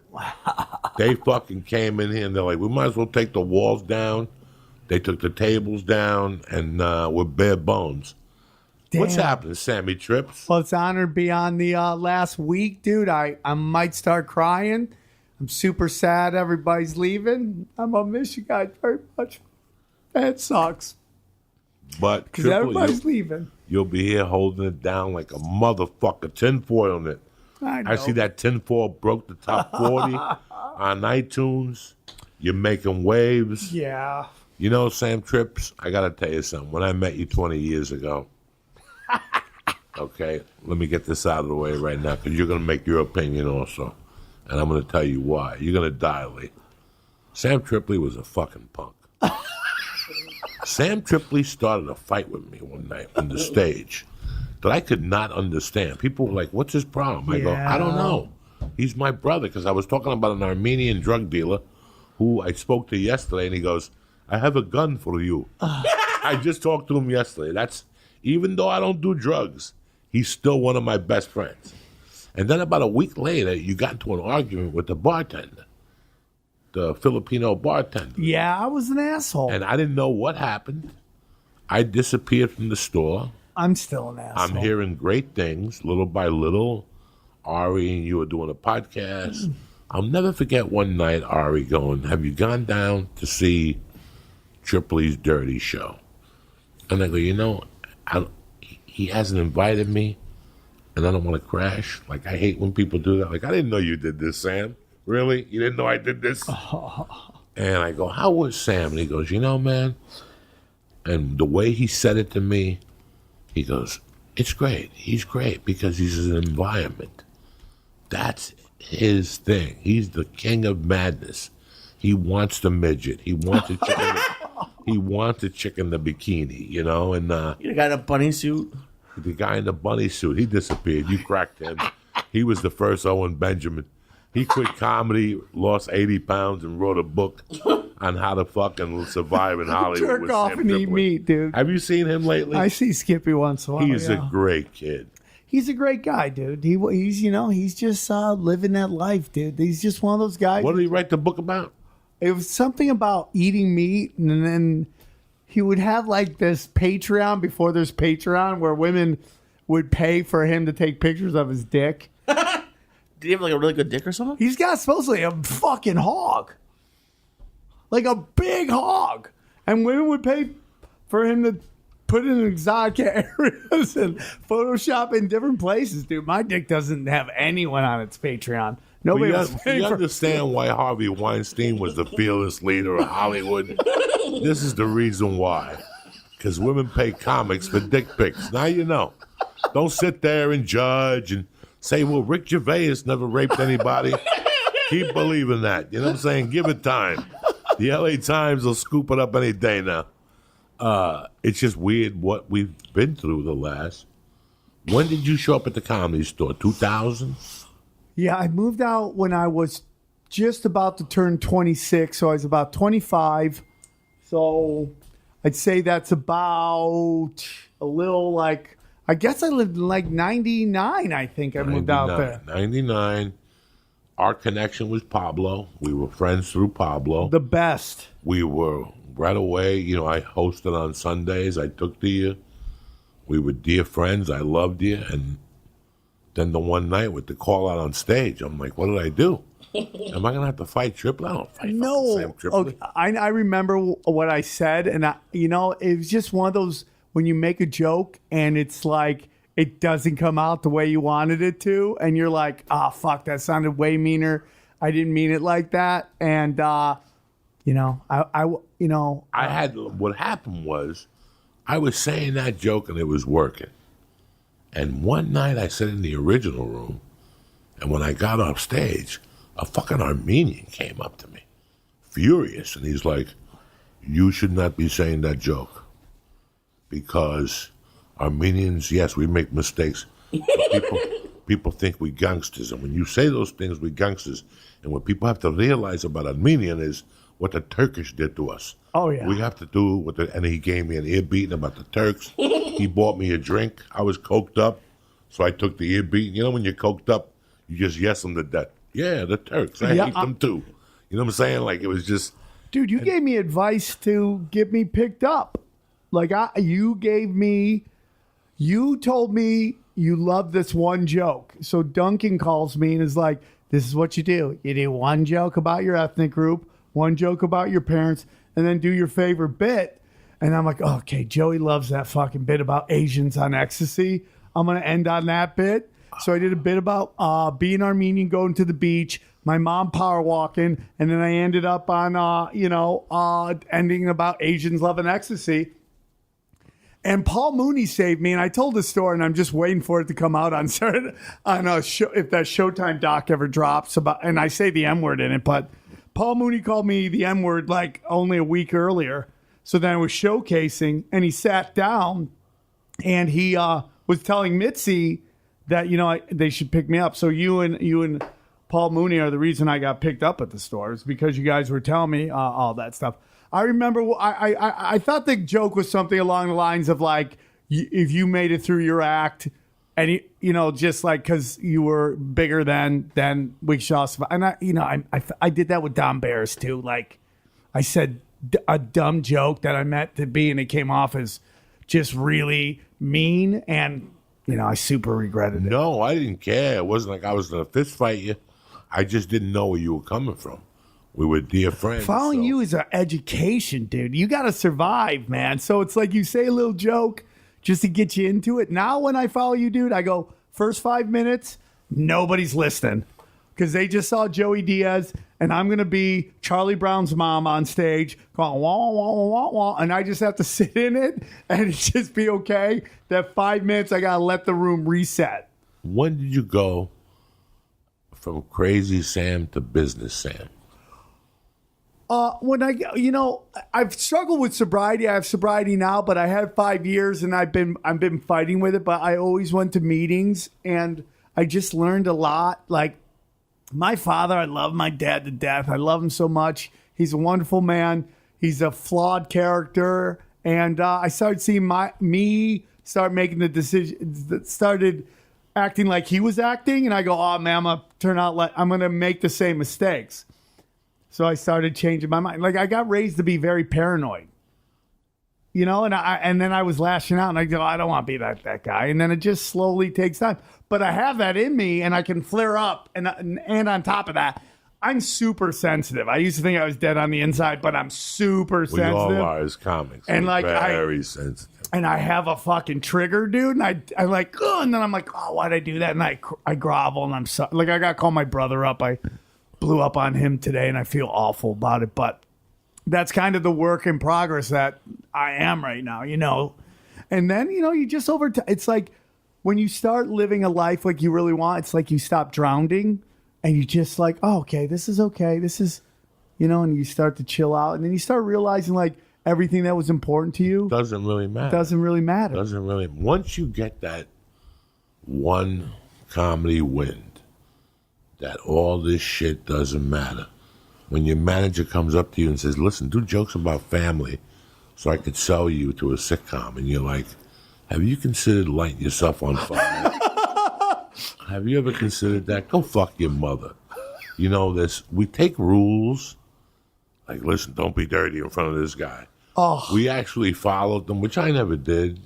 If you told me not, if you had the balls to come up to me and say, don't be dirty, unless it was a weekend, and even then, I'd tread on a fine line. But you cannot tell a comic what to do. We did not become comics for you to tell me what to do. I knew the third year that I was never going to be on Letterman or Leno. I knew it. How much of you, when they tell you not to do something, makes you want to do it more? Oh, I can just see you doing that on purpose. I don't listen. Dude. I have not. You have to look at a person's psyche. We never look at a person's psyche. I meet Sam Tripoli. We go do a couple road gigs together. In the car, we got to talk about something. We talk about his fucking retarded brother that he just had an argument with. My brother's not retarded. I love him very much. I'm being an idiot. I'm just saying that. I was an asshole I'm today. talking to you about my mother dying. Yeah. I'm talking to you. And then we do 3 more gigs. We spill our beans to each other. And we make an assessment about each other. You know what? This is the 3rd gig that Joey has thrown me a bone. He's not a bad guy. He's paying my rent. Now we start looking at people that paying our rent. They're doing me a fucking favor. So now when I go on an audition and they're looking for an Armenian, even if it's for my role, if I don't get it, I want my brother to get it. Yeah, for sure. So I will call sure. him. These are the things you have to do to move forward as an individual in any career. In any career. Sometimes you got to bite the bullet. Whenever I go for a mafia audition, If I don't see certain people at that audition, I call them. And I go down there. Yeah, but what am I going to tell them? Are you fucking stupid? Yeah. You get a black shirt on with a tie. They're in business to find the right person. A casting director's job is to find the right person. If you look at that breakdown and you think you're the right person, get up and get down there. We'll figure it out once we get down there. The little gay assistant will come out and go, I don't see your name on the list. Oh my God, let me ask the casting director. And he'll go in the back, she'll come out, take a look at you, and say, let him read. And there must have been a mistake. Yeah. There's no mistake. The mistake was you let a gangster in this motherfucking room. You let a gangster in this motherfucking room. So for me, like when you look at, and I'm not putting nobody down. I don't want fucking short clips about this. When you looked at Sarah Silverman, when we got here. Yeah. Sarah Silverman, the guy who talks about bacon. Jim Gaffigan, great guy. I can name 5 of them, but I can't right now because of the Ebola virus. It fucks with my brain. Plus, I'm on antibiotics. I can name 5 people who were predetermined to end up with something in this town. The first time you see him, and you see the 3 Jews in the room watching them, once they show up with 3 Jews and they're watching them, it's 2 Jews that are management. That 3rd Jew, he's the one that tells the network what to do. Okay? I've seen that with the kid who died, God rest his soul, Mitch Hedberg. I saw it with, I could probably tell you 5 comics who, as soon as they hit L.A., they were destined to be stars. Do you know who I knew was going to be? Who? Taylor Tomlinson. From the moment I saw her stand up, I go, and I used to call her the future. Every time I saw her do stand, I go, that's the future. And we're just now seeing it, and I don't even think we're close to where we're going to go. Isn't she like 25? Dude, she's an assassin on stage, dude. I watched her for her first time, 19 years old, was hosting for me, and I thought she had attitude, but she's just shy, right? Dude went up and did old black man crowd work, like old black man crowd work, because she'd been doing church shows since she was like 12. So she was used to being in front of crowds and just lighting people up. And everything I saw was going to happen. I saw it was going to happen, man.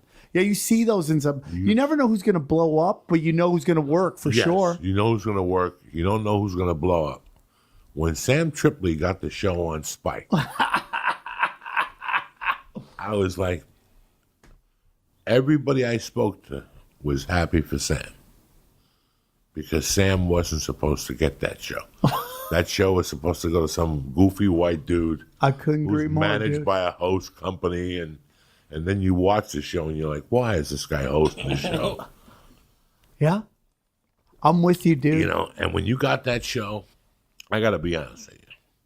So many people were happy. Oh, thank you.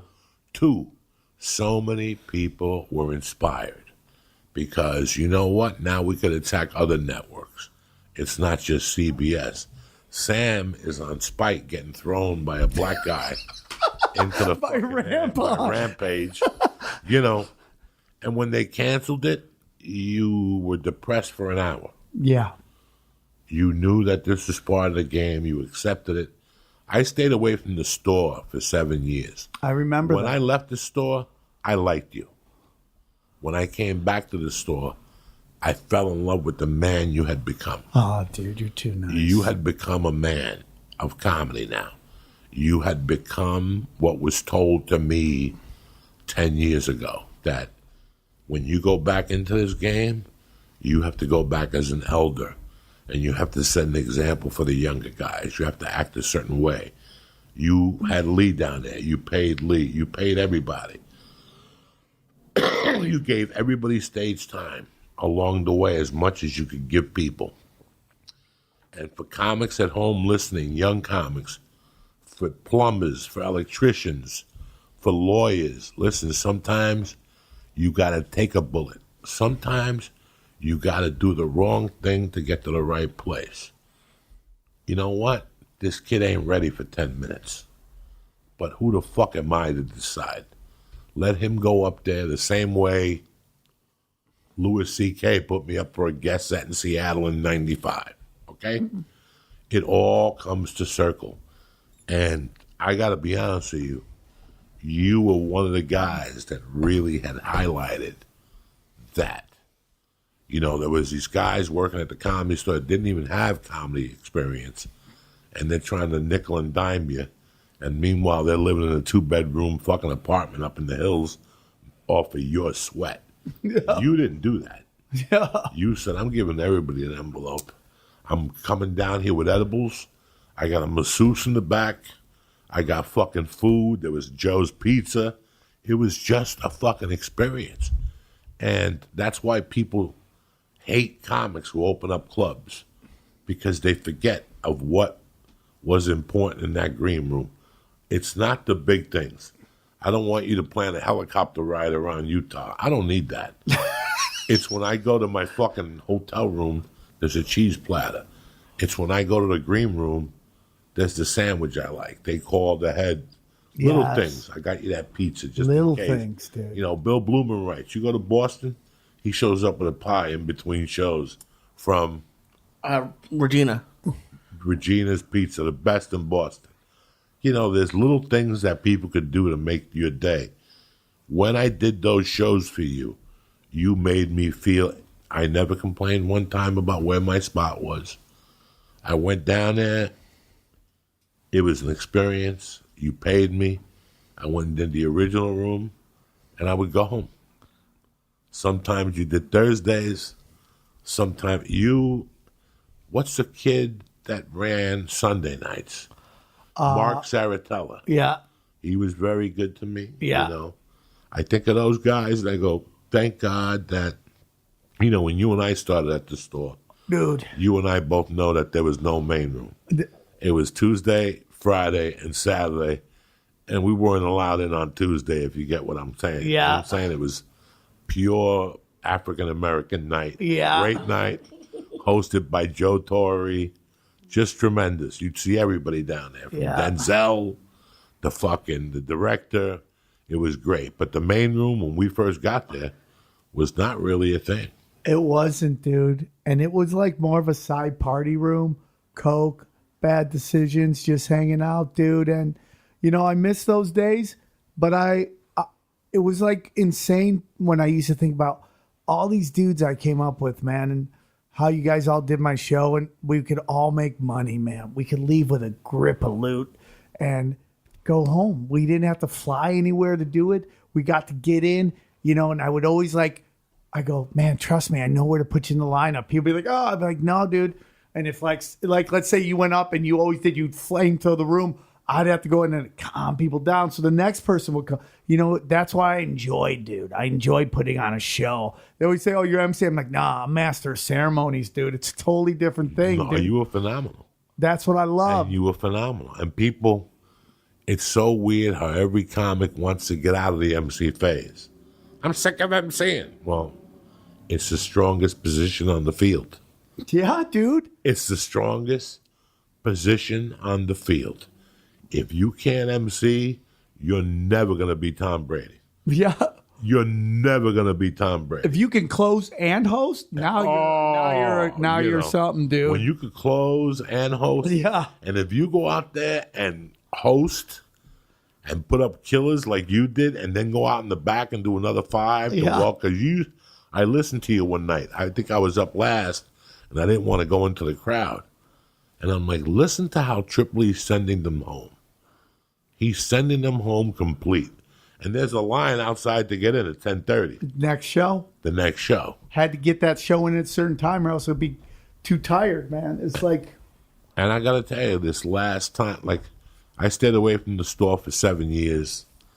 Then I think I went back in 2013. Yeah. And at first it was a lot of fun, you know. It was a lot of fun. It took me right back. But I knew I went back an elder. I didn't go back as young Joey Diaz, getting his dick sucked in closets and fucking. I went back as a fucking Hey, That was a good time, dude. 97 through 2000. The Comedy Store was what it was. What the fuck do you want me to tell you? And I don't know why people see that as like this awful thing. It was a magical. It was more of a private club at that time. Like Al Magical described it as that. He goes, "It's a private club, and like if you were blessed to get in, you were in, and comedy was great, but it was also about just experiencing, just." Being an entertainer, dude, to what we thought entertainment was, and we got a little lost in it. And sometimes the partying was a little bit harder than the comedy, but man, I wouldn't. It was so necessary from that time because a lot of people that were there during the dead time were the guys who got a lot of reps in because none of the cool kids wanted to go down there. They would stay away, like, fuck that place. It's negative energy. So all these guys got reps in, reps. And then I worked on I go, okay, man, we got to build this lineup. So I got a lineup of killers in. I knew the way to get people in, and the big thing was to sit next to Mitzi and play defense. Yeah. So she could see these guys kill. Yeah. I'd sit down, go, take it easy, breathe, do this, Yeah. and let me play defense. And I did it so much that it actually fucked me and put me at the end of the night. But that also made me stronger. So, but it was like all those guys who were there when there was only a couple people in that OR all went on to become national theater murderers. Right. Do you think if comedy comes back with the store, do you think that's going to happen again? Since a lot of people are leaving, there's going to be a lot of room at all these clubs for people who stay? Well, I think this is going to be a rare time because when I got picked up, it was a rare time store because she just gutted the lineup. And at my age now, I feel for those comics because they're like, yeah, you can't go up anymore. And it's like, but this is my home. It's like, welcome to business. So then I was like so thankful. Now I feel for everybody that happened to because that comedy's a cold bitch, man. And it can be really hard. So, but, Ma, Sebastian, Brett Ernst, Caparillo, and then Ari and all those guys came in and people were getting reps. Steve Byrne, Brian Callen, Al Magical. People were getting a lot of reps in, man, in that room. I got a lot of reps in there, bro. You were getting a lot of reps in, dude. A lot of reps in. I was getting 6. I would call Sunday through Sunday. So I found out, she used to tell me, I don't like when people pick certain nights. Boom. Once I heard her say that, okay, Sunday through Sunday. Even if I didn't want to do comedy, I went down there. Even if you weren't in the mood, you had to get in the mood, because it was $15. And that was the biggest check you were going to get that fucking week. And if you did 4 of those, you got $60, Dude. In the main room on a Saturday, $250, $280, $195, all that shit. I was saying, dude, it was that crazy. Shit added up, man. And I couldn't get on the road, so I was just sitting at the store because, edgy comedy hadn't really made its way in. And I have no problems with it, but everybody was looking for a lot of Seinfeld. So unless somebody like Dice or Joe took you on the road, it was hard to get up. So I would just sit at the store and just be a crazy man, just being crazy, dude. And just getting in reps, man, following the store is special because there's no host, in my opinion. I mean, the room's special, but no host. Oh. So, dude, I could tell you that in my 20-some years, 3 bombs stand out in my head that I will never forget. One is Lisa Lampanelli. One is Joey Diaz. I bombed so bad, I sat in my car and I questioned, is this what I want to do with my life? I just bombed so bad. And then the other one was Ron White. Those are the 3 worst bombs I've ever had in my life in that room. And it's just like, okay, gotta get up again and do it again. And I'd always want to follow those I couldn't follow. Like, who can I follow? Who's hard to follow? Give me that guy. Give me that guy. Give me that guy. That's the only way you get better. Crack that code, dude. I had to follow Paul Mooney 6, 7 months and sit there because I didn't know when he was coming off. Remember those days? He just showed up at 11:30. And you were like, well, I'm done. I got 2 options. I could lose, go home like a pussy, or I could watch him learn something, and hopefully get $15. He'd walk off the stage, half the audience would leave. Yep. I had 4 people to contend with. If you don't think I learned from those sets, I watched Paul Mooney, dude, crush in front of 2 people. 2 people. There was time where think about the Comedy Store and how crazy it was up until this moment. There were times where 2 people were in the audience, and we begged them to run the show. So they're like, run the show. So we get our $15 because they couldn't start the show unless there was 4 people. You needed 4 people to start the fucking show. They got 2, and I watched Paul Mooney sit down, light on him, and crush for 45. And I go, I'm never going to complain about how many people are in the crowd. I'm just going to go for it.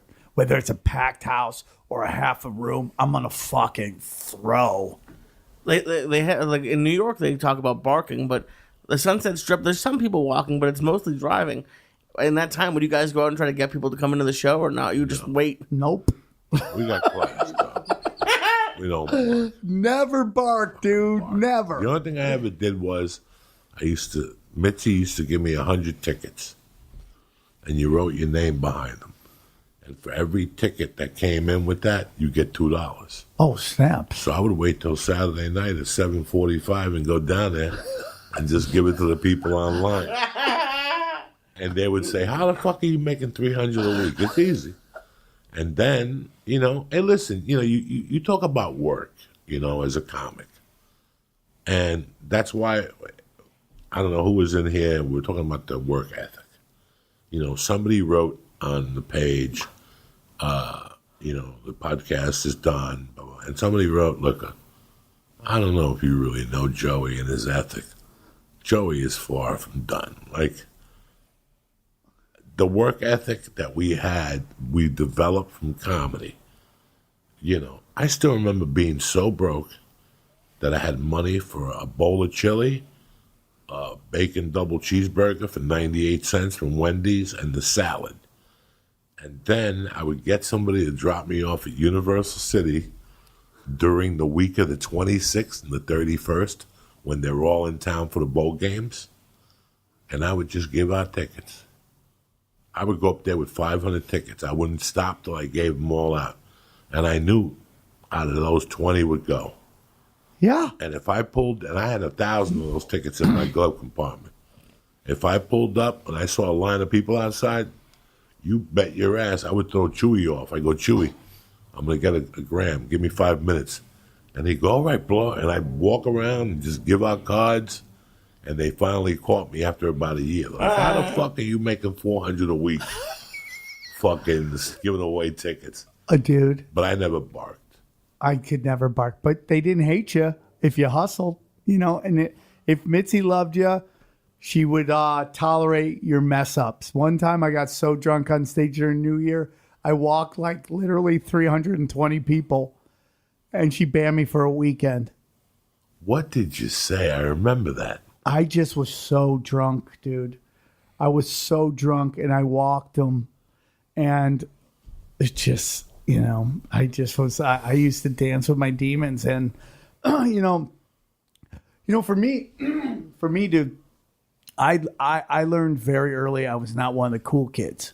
When I bombed in Montreal because they put me out there, Corey Holcomb, who at that time seemed like a 20-year comic, and that was 20 years ago. He was a killer. He's killer now. He's killer. Funny guy, dude. Just a murderer. And I was brand new. I was a street kid, dude. I really hadn't done any real club comedy. I was a Vegas comic who was just gigging in like bars. So bar comedy and theater comedy, 2 different kind of comedies, dude. And I bombed. And right there, I really was just out with the industry. And it's such a thankful thing now. I look back on it because I just really leaned into my work ethic, which was hustle, hustle, hustle, hustle, hustle, and and then, Dana, who I was with forever, we just developed a way to sell the marquee. We came up with a way. Comedy Store just wanted people to go, hey, can we sell the marquee? We'll put our names on the marquee and we'll cut you off a piece. Comedy Store. They're like, fuck yeah, do it. So we'd sell the marquee. So we'd tell people, you drive down the street, you'd see your name on the Comedy Store marquee. Boom, we're making money. So we just learned to hustle. And that's kind of, I'm just blessed that I had a work ethic that was able to take advantage of the opportunities of the internet. that showed up. That if I'd been maybe 20 years earlier, who knows if this would have ever happened. It's just a real blessing. It's crazy that Dana helped. And I tell people that the answer sometimes is right in front of your eyes. My career did not change till I involved Terry in my life. Yeah. For years, I would just not talk to her about it. It wasn't her business. I think finally, like in 2004, she would go, so where are you going, for how much? And she would go, no, call him back and tell him you want this much. And if he doesn't give it to you, I'd rather have you at home. For Dana, when Dana, I didn't have a real manager forever, but I get opportunities. And, as an artist, you just want to take the opportunities, which is hilarious because I used to have adult film stars. So the Naughty Show came from, I did the Vivid Video tour with these two guys, and I would just crush in front of the crowd. And I always go, the key to everything is finding your crowd, right? So I'm like, this is my crowd, right? So they stopped doing it, but then I started seeing other people pop up. I'm like, I should do this. So I started doing that. And the big reason I did the Naughty Show is because I got tired of going places and being told I had to be a clean comic. I wanted a room where I could do stand-up the way I like to do stand-up. Was it being told to you a lot? Oh, yeah. What club owners? Do you remember? Hey, man, all the time. Could you work clean, dude? This is a 7 o'clock show. I'm like, this is who I am. And, I made a mistake of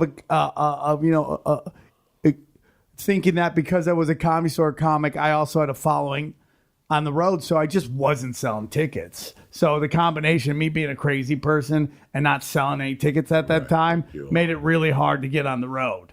Even though I thought I was doing great, I didn't really know the numbers, and it is what it is. So I would have to do something. So I'd be like, we do something called Send in the Jew. And Dana would go in there and because as an artist, you just want to take the deal. They're like, hey, dude, you do the weekend, we give you a ham sandwich every night. You're like, oh, please? And then you were like, I wish I didn't take that deal, but I need the work.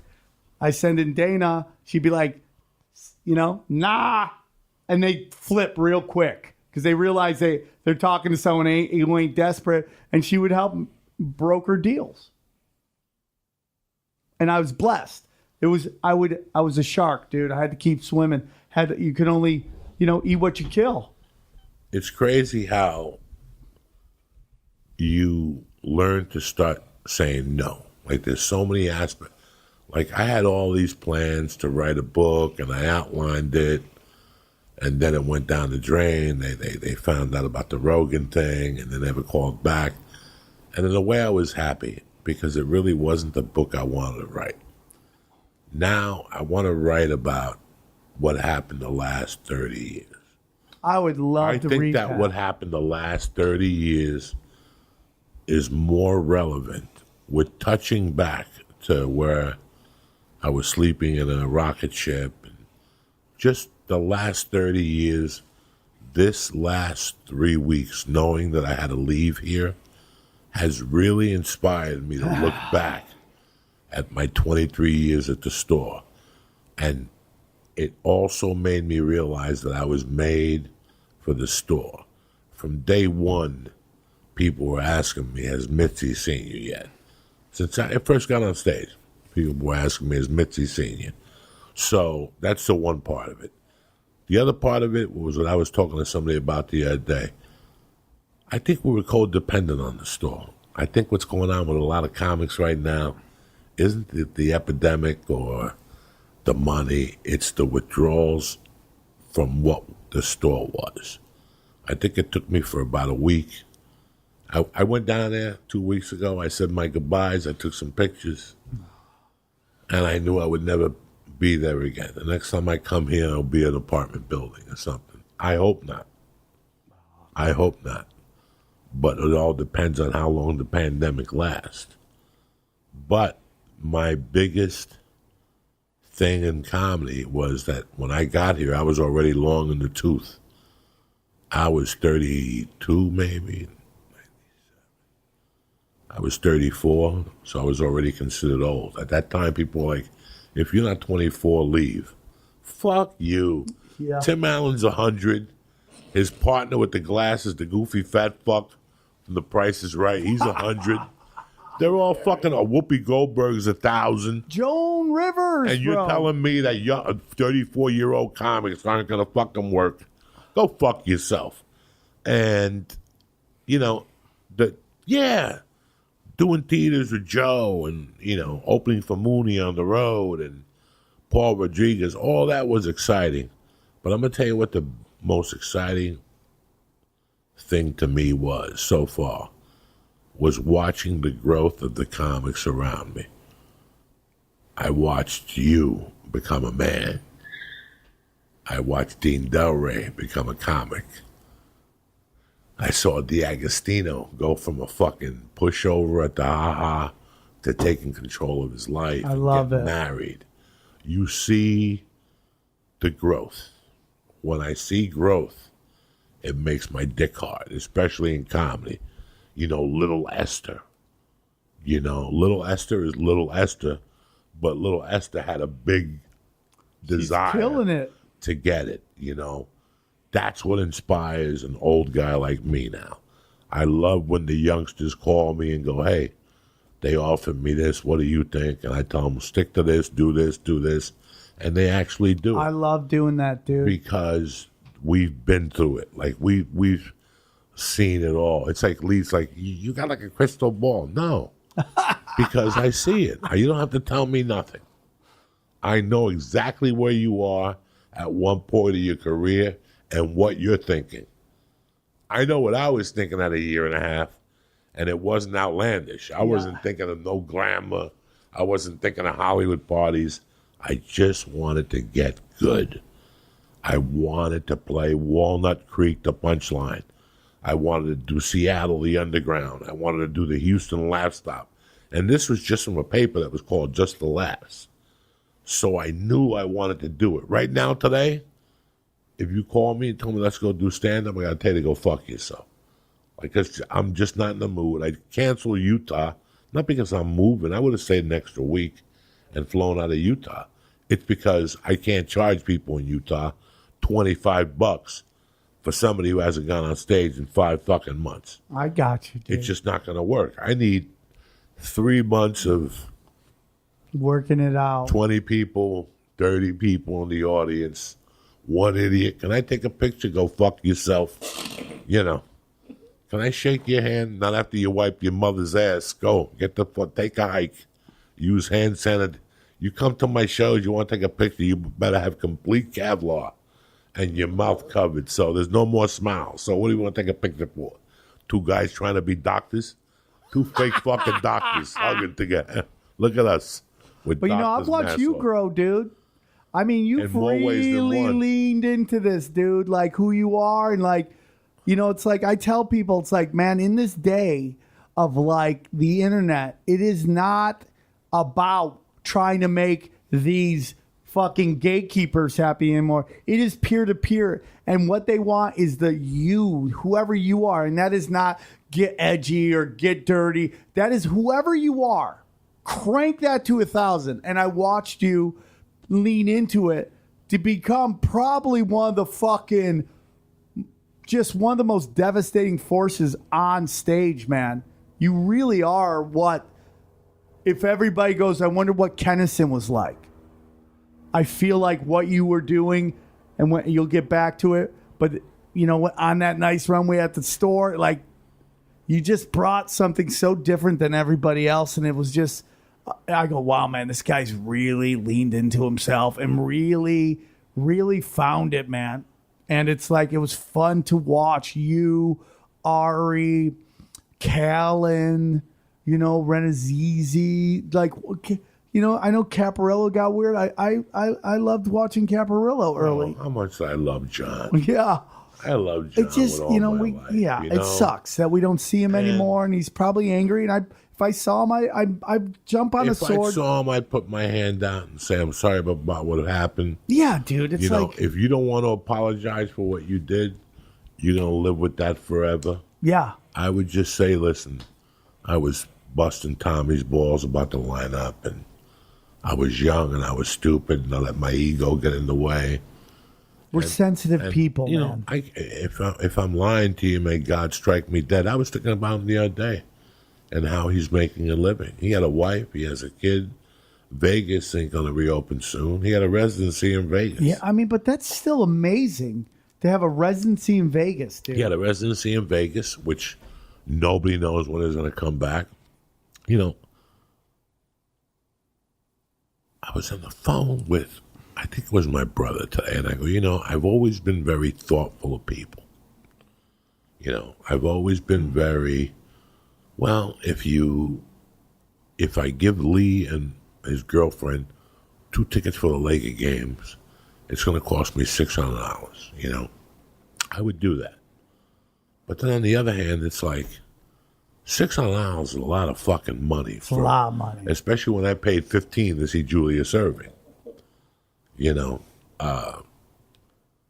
it's you provided something on Tuesday nights. You gave them a spectrum of comedy for $25, $30, which they would have paid $20, dude. They would have paid $80. Yeah, yeah, yeah.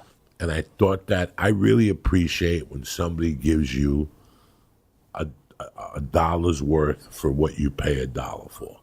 You know, I got a Patreon now. I charge $1. That means don't expect a lot, but I'm still going to give you a lot because of my work ethic.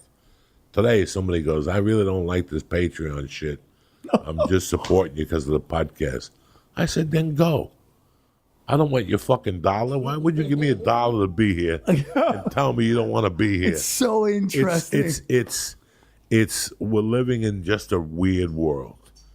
But those last 2 years at the Comedy Store, we had this conversation that we all became very codependent of the store. I remember Stanhope mentioning it once, that you guys can't live without that fucking store. You know, and it was true. It's so weird, though. Just think about that. And not this set. You got to remember, this time we went in there as G's. Think of the first time we were the undergrads, and we would get beat up on. We'd have to follow fucking Eddie Griffin. I had to follow Dice every night for a year. Every fucking night for a year. When you were the understudy in there, it wasn't fun being an understudy.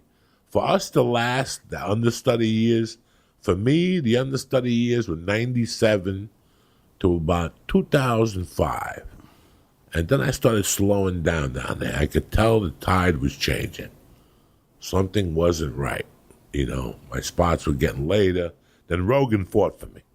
And he goes, put him on a 10:45 and put me on an 11. And now comics started hating me. You know, but it was after my neck surgery, and they found that fat ball in my neck, and they showed me the fat ball. I go, that's the fucking Comedy Store evil. That's when you walk down the stairs, people like, good set. And as you keep walking, they're like, he's on blow. You know what I'm saying? Like, nobody All could ever. the time, dude. Nobody could ever give you your props. Like 50% of the people really gave you props. I was the type of motherfucker, I don't come up to you and tell you I like that joke unless I really like it. Like if I'm sitting there and I go, wow, I wish I would have thought of that, I'm going to tell you after you come off stage. Yeah, man. In your lowest moment, because that joke worked, but maybe the rest of your set didn't work or something. Or there's maybe a joke that didn't work, that you didn't word it right. I would never come up to you as a comic and tell you how to word it. Yeah. But I tell you, I like that bit. There's something there, motherfucker. You did that with me? And they would say, you're right. There is something there. You're right. You know, so it worked itself out. But Sam, this podcast was basically for 3 things. To tell you goodbye, to wish you the best that you got coming to you, because you didn't try to go through the back door, and 60% of these fucking idiots go through the back door. I'm a burglar by nature. Yeah. I was born to go through the back door, and guess what? I went through the front door. Yeah. You were banned for 3 days.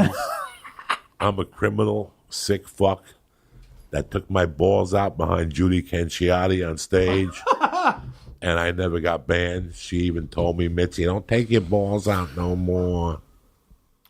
I miss that. That's the woman. first time I hear my voice. Is that going to be all right? Yeah. Okay. I hope you don't call me tomorrow and say we got to bring Sam back, because I'll hit you with this Me microphone too. Yeah. 50 times. No, you're fine. And I'll bury you in the wall like that episode of Miami Vice. I love you, dude. I love you. I love you. And Sam, I know you love me. I know you love me. And that's why I gave you the little gift, the CBD Lion, to help us out. I love you, dude. And I just loved what you did at the store on Tuesday nights. You brought it back to what comedy should be. When a host tells you to be here at 8:30, I don't have to tell you to have a pizza. I don't even care if it's a fucking... What's the pizza you eat from the fucking oven that you make? Jesus. DiGiorno. DiGiorno. I don't Had care. it once in 8 years, and now it's a pizza. I don't care if your wife makes 8 DiGiornos. She made something. How many times have you gone to the store to do a show I love it, and dude. somebody gives you, they have cookies. You used to bring donuts, and I get pissed off at you, motherfucker, because I didn't want to eat the donuts because I knew I was going to Joe's Pizza. So it was either a donut. And I would follow you at Joe's And he Pizza would because the follow guy me. would always be showing me pictures. I ran into you at Joe's, yeah. Yeah, dude, that's good pizza, man. on a Tuesday night. Chicken, after 2 donuts, sets. weed, and I even gave away liquor at one time because I wanted everybody to know that they were loved. You gave me weed, edibles, pizza, donuts, and what were the donuts from? The donuts were from Dream Donut Truck. They were delicious. And I could be wrong, but aren't these edibles that we love from that show too? ABX. ABX, yeah, ABX was the one. They would come in, weed for everybody. I got people. I still talk to them online. I just sent them some money. They're good people, dude. Justin is a great guy. You know, I'm not leaving LA and going to be one of those people. LA sucked. LA did not suck. It was great. LA It is did great. not suck. It just changed. LA changed right now, and I have a wife. If it was just me and my wife, dog, I'd downsize to this fucking studio. I'd build a petition, one of those with you, COVID petitions, and I'd make her take a shower outside in the bucket, and me too. And we just cut our costs down and wait this out and Yep. see what the fuck happens, you know? But with my daughter in the mix, not going to school, no social activities. You know, we were talking about ice skating. What happened to ice skating? We were taking ice skating every Saturday with a best friend from 9 to 10. No more ice skating. I mean, now they're saying that corona is going up amongst kids right before the fucking school year to really, you know, if I move across the country and there's no school, you expect to see a fucking Brody too. Oh, don't say that. Brody too. Oh, I miss Brody too. Brody too, and I'll do it on FaceTime, like a COVID patient. I'll put you all on the same thing, put the respirator on. I'm leaving you guys, but I got a surprise, and all of a sudden a rope comes, or like a fucking thing. What do you call those? What are those things? The gallows? Like No. the gallows. No, the other one, the fucking thing that the fucking Japs used to use. Where the head gets cut off. They Oh, put you- yeah. Guillotine. How good would that be just to go, guys, this is going to be a fantastic live stream. Nothing like you've ever seen. All of a sudden you go, and a Chinese guy walks in with one of those things, and you're like, I'm going to show you something. And he just cuts your head off on live stream. People would not know what the fuck to do. Yeah. There are times I wish I still snorted Coke Tripoli, because I would start a network that every night I would do a gram from a different location, no face, no nothing, just show the baggie go under, cut the Coke up and go, guess where I am? And then the camera goes dead. I would do that 3 times, 4 times a week to fuck with. I'd have people at home waiting all night long, because then I'd start doing it at 2 and at 4 and at 6. And I'd put the camera on and finger a girl and listen to them moaning and show them the Coke rocks. But nobody sees nothing except the mirror with 2 lines on it at all times. And I would get Express VPN and fucking so nobody could find me. You know what I'm saying? Like, that would be so much fucking fun. Like, that's the only thing I miss about drugs, that I would have added drugs to this mix to really fuck with people. Did you see Josh Wolf does like shrooms and 70,000 people watch him live? Dude, think about that. Dude, listen, man. I love your daughter. We did acid church And mushrooms. Me, Eddie, Ari, and Lee did a hit of acid and sat here and we watched fucking Ari take his shirt off and lay down on the floor. You know that 4 weeks later he went to Australia. He checks into the hotel and he says that some girl's like, "Hi, welcome to Australia." And some guy goes, "I got this." And he took care of Ari. He goes, "I upgraded you, Mr. Chauffeur." And he goes, "In fact, I'm going to carry your luggage." Ari's like, "What the fuck is going on with this guy?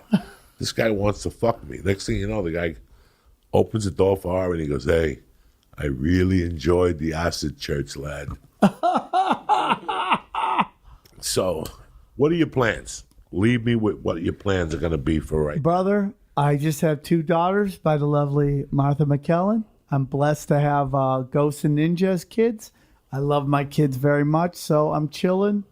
You know, I'm doing Patreons and just, spinning plates to keep the money coming in. I love my kids. I've actually kind of blessed that, even though this thing is just maddening and, bad You've things. been great. I've called you a few times, and I got to tell you, you've made me laugh. There's some people that are still mortavan, but you have been great. And I think the rapping amongst us has really helped us. Yes. Talking every week. You got to rap. You got to rap, and you can't be that scared that you can't do a face-to-face from time to time. We'll wear a mask. We'll wear a mask. If you're at home right now and you're struggling with isolation, you're putting it upon yourself, okay? Yeah. First of all, the boogeyman is not out there. There's no boogeyman out there. I want you to know that. I want you to know that if you see 12 people, yes, I suggest you to cross the street. If you see a food truck and you're in the urge for some fucking shit piece of food that food truck sells, that's basically a piece of shit with dirty hands, where do they go to the bathroom? In a bucket in the back. There's no bathroom on those food trucks. Did you ever notice that? Oh, shit. So they piss and they never wash their hands. I never thought about that. So, listen to me. You see that, you walk away. You live your life cautiously, but no fear. There should be no fear. I'm a little scared of walking into a comedy club that has 300 people. That's putting people in danger. You're Charles Manson Jr. Did you see they finally closed the Comedy Store La Jolla and the American Comedy Club today? And I said it, shut them all down. Why are we doing this? You know what, comics? You're all fucking home. Put up content online. Dude, that's Be what I've been creative. doing. Don't go up there with a microphone and try to do comedy for yourself. It's not going to work. Be creative. Sew online. Do jumping jacks online. Yeah. People will pay for you Peer-to-peer. to see you do jumping jacks online. But do anything except stand-up. Read poetry online once a day. My girl, Christy Bellich, reads fucking fortune cards online at 10 o'clock. Does it pay? No, but nobody's becoming But a it millionaire will. right now. It will. But it will. Not now, but 5 years from now when people remember that one night they were having a bad night, they were switching to the TV. It was the same shit on TV. Rambo 5, Law and Order, I Could Have Escaped, fucking Tanked, The Office, the same stupid shit. And you go on a computer to seek relief, and there's going to be one of us. It could be any one of us. It could be Corey Holcomb. It could be fucking Sam Tripoli. It could be Lee jumping up and down. Yeah, it could Lee. be anyone. And for some reason, you will find comfort in that. You will not know why. You are finding comfort on this fat guy talking about fucking robbing a jewelry store. But something is soothing about that. You have help. I don't want you to call suicide hotline. Now they got your number and your email for the rest of your life. They're going to call you till you do kill yourself. That's what suicide hotline does. They're like the Scientologists. They take your information, then they use it against you. Did you break up with your boyfriend yet? Kill yourself. They're like the same thing. They reprogram you. There's no suicide hotline in the church's world or in our world. What I want you to do is rap with people. Help somebody, dude. Call Get your out friend. of your head. Get out of your house. Step number 1, get out of that fucking bedroom. The boogeyman ain't out there. Put a mask on. If you need to put gloves on, put the gloves on. I don't give a fuck what works for you. Go out there, pick one friend. One friend. and talk with him. Yeah.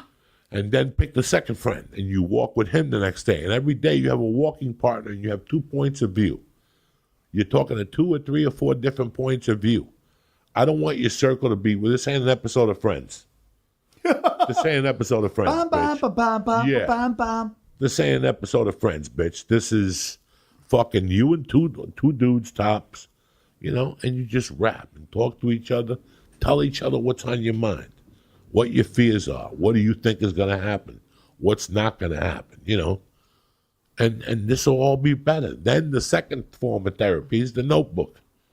But Right. you guys drinking and smoking pot, you know how many days I wake up and I answer emails of people who have smoked pot and have freaked out and have written me a bunch of shit, and the next day they hit me back and go, I'm really sorry, that reefer really affected me during the pandemic. Before we go, what's the next big fucking scandal? Oh, dude. I think it's all about this election, dude. So be safe. Listen, I want to say something to everybody. I love Joey Diaz. I love Lee Syatt. Go back and listen to Old Church of What's Happening Now. Turn off the news. Get off social media. It's going to depress you.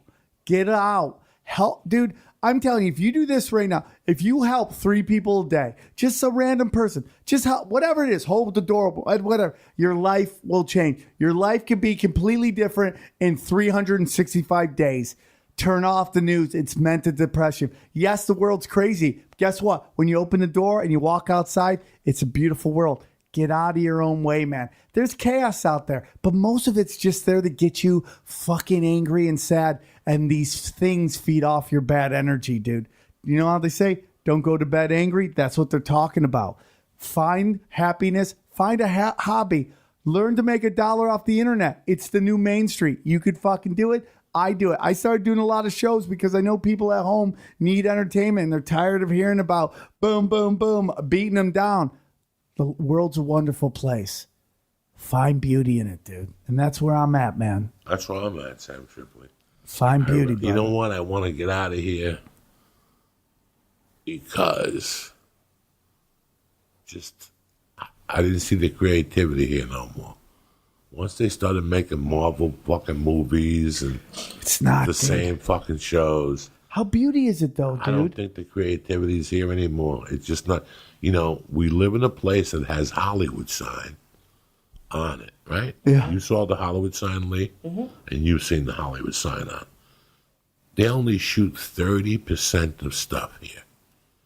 Everything else is outsourced from Korea to Atlanta to Kentucky. Why? Because we don't get a tax break here. It costs you too much to shoot in the state where shooting is supposed to happen the most. This is Hollywood. Yeah, you got a show about New York. You do New York exteriors. But they've always shot here. And we don't have that here no more. How dumb is that? I want you guys at home to listen to what my words are. We live in Hollywood, and they only shoot 30% of the stuff here. Yeah. Netflix has a studio in Korea. Netflix has studios in Louisiana, New Mexico, because they give fucking tax breaks, because I can make a movie in peace. How fucking sad is that? That I can't make a film in Hollywood because it'll cost me $2 extra million fucking dollars that I could save if I do the same movie in Indiana. So California, somewhere along the line, when you think of that statement, that right there lets you know the state of mind here. Well, what Sam said is exactly right. That the internet's the new Main Street. It is the new Main Street. I went to a U-Haul place today. In the time I was there, there were like 6 or 7 groups. I went to Salvation Army to drop stuff off. It looked like an In-N-Out. People are leaving LA because they don't have to be here anymore. I had a great time. I was here for almost a decade. But it's a business trip. No one really moves here for the beaches. I didn't go to the nightclubs. I hardly went to the beaches. We didn't do nothing. Store. We didn't celebrate Christmases with our families.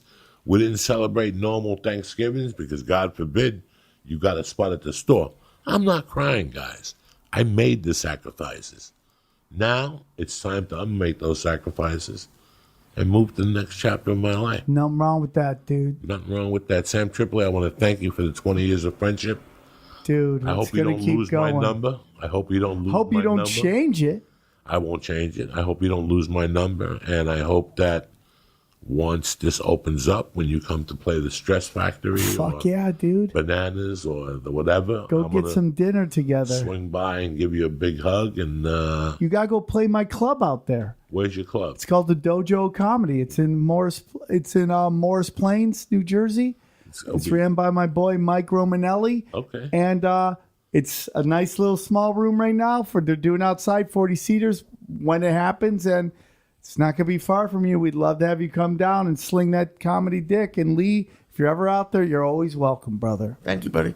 Joey, you're a good friend, dude. So You're are a good you. guy. You know, I was a crazy person back in the day, but I'm really going to miss you. And I know you're not dying. We're not dying, but just everybody's going, and it's super sad.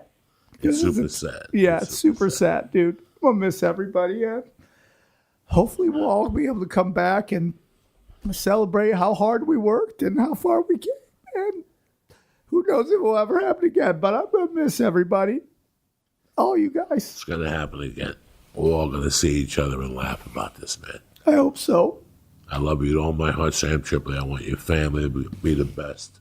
Ghost of Ninja. In 2 years, Someday we'll meet you. you'll be in theaters, my brother. These are the last few episodes of the Church of what's happening now, and a lot of people are going through this right now. I'm going through it. We're leaving, and we're leaving on top. We're not leaving, getting chased out of town. And Oh, beauty. I mean, I'm not Joe Rogan, and I'm not call her daddy, but You we're are, up there, dude. and we've been doing this for 8 years consistently. So